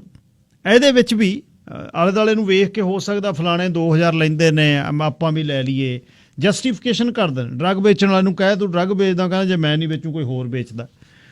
ਦੇਖੋ ਜਸਟੀਫਿਕੇਸ਼ਨ ਦੇ ਕਿੱਡੇ ਵਧੀਆ ਸ਼ਬਦ ਨੇ। ਮਤਲਬ ਇਹ ਜਿਹੜਾ ਅੰਤਰੀਬ ਆ ਅਕਸਰ ਮੇਰੇ ਖਿਆਲ 'ਚ, ਦੇਖੋ ਜਿਵੇਂ ਦੱਸ ਕੇ ਗਏ ਨੇ ਸੁਨੀਲ ਹੋਣੀ, ਵੈਲਫੇਅਰ ਦਾ ਇੱਕ ਇਸ਼ੂ ਹੈ ਅਤੇ ਉਹਦੇ ਵਿੱਚ ਰਹਿੰਦਿਆਂ ਹੋਇਆਂ ਬੰਦਾ ਜਦ ਦੁਖੀ ਹੋ ਗਿਆ, ਹੁਣ ਇੱਥੇ ਡਿਸੇਬਿਲਟੀ ਹੈ, ਜਦ ਬੰਦਾ ਕੋਈ ਡਿਸੇਬਲ ਹੋ ਗਿਆ, ਸਰਕਾਰ ਉਹਨੂੰ ਉਹਦੀ ਕਮਾਈ ਦਾ 55% ਦੇਈ ਜਾਂਦੀ ਹੈ, ਜਦ ਤੱਕ ਉਹਨੇ ਮਰਨਾ ਜਦ ਤੱਕ ਦੇਈ ਜਾਣਾ ਉਹਨੂੰ।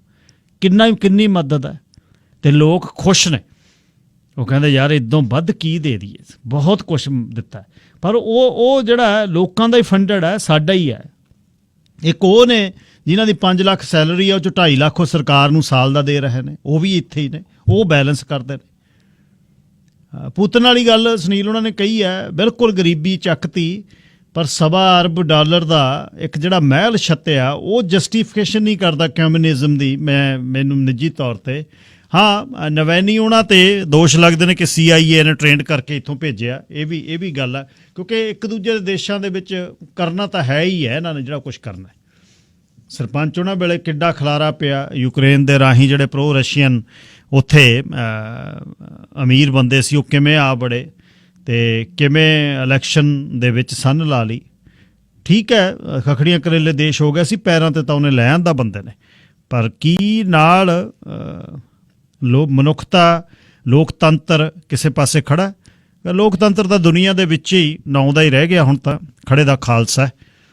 ਪਰ ਫਿਰ ਵੀ ਇਹ ਪ੍ਰੋਗਰਾਮ, ਪਹਿਲੀ ਤਾਂ ਗੱਲ ਇਹ ਆਵੇ ਮਹਾਂਮਾਰੀ ਆਵੇ ਨਾ, ਮਹਾਂਮਾਰੀ ਜੇ ਆਵੇ, ਜਿਹੜੇ ਡਿਜ਼ਰਵਿੰਗ ਨੇ ਉਹ ਜ਼ਰੂਰ ਲਾਓ, ਪਰ ਜਿਨ੍ਹਾਂ ਨੂੰ ਪਤਾ ਹੈ ਕਿ ਸਾਨੂੰ ਮਿਲ ਸਕਦਾ ਪਰ ਸਾਡਾ ਸਰਦਾ, ਉਹ ਇਹਦੇ 'ਚ ਹੱਥ ਨਾ ਪਾਓ। ਇਹ ਇੱਕ ਮੇਰੀ ਨਿੱਜੀ ਰਾਏ ਆ।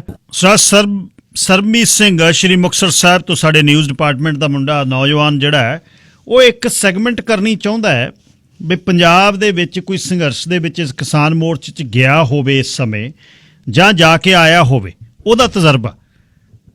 604 204 0600 ਤੇ ਔਨ ਏਅਰ ਨੰਬਰ 'ਤੇ ਤੁਸੀਂ ਸਰਮੀਤ ਨਾਲ ਗੱਲ ਕਰ ਲਿਓ, ਜਾਂ ਮੈਨੂੰ 604 729 1224 'ਤੇ ਸੁਨੇਹਾ ਭੇਜਿਓ ਕਿ ਤੁਹਾਡੇ ਤਜਰਬੇ ਦੇ ਨਾਲ ਵੀ ਤੁਸੀਂ ਜਿਹੜਾ ਲਾ ਕੇ ਆਏ ਹੋ ਗੇੜਾ, ਉਹਦੇ ਵਿੱਚ ਕੀ ਤੁਸੀਂ ਵੇਖਿਆ। ਬੇਨਤੀ ਹੈ ਇਸ ਬਾਰੇ ਕਿ ਜੇ ਕੋਈ ਇਸ ਦੇ ਵਿੱਚ ਹਿੱਸਾ ਲੈ ਸਕੇ। ਇਹ ਸੀ ਜੀ ਅੱਜ ਦਾ ਪ੍ਰੋਗਰਾਮ।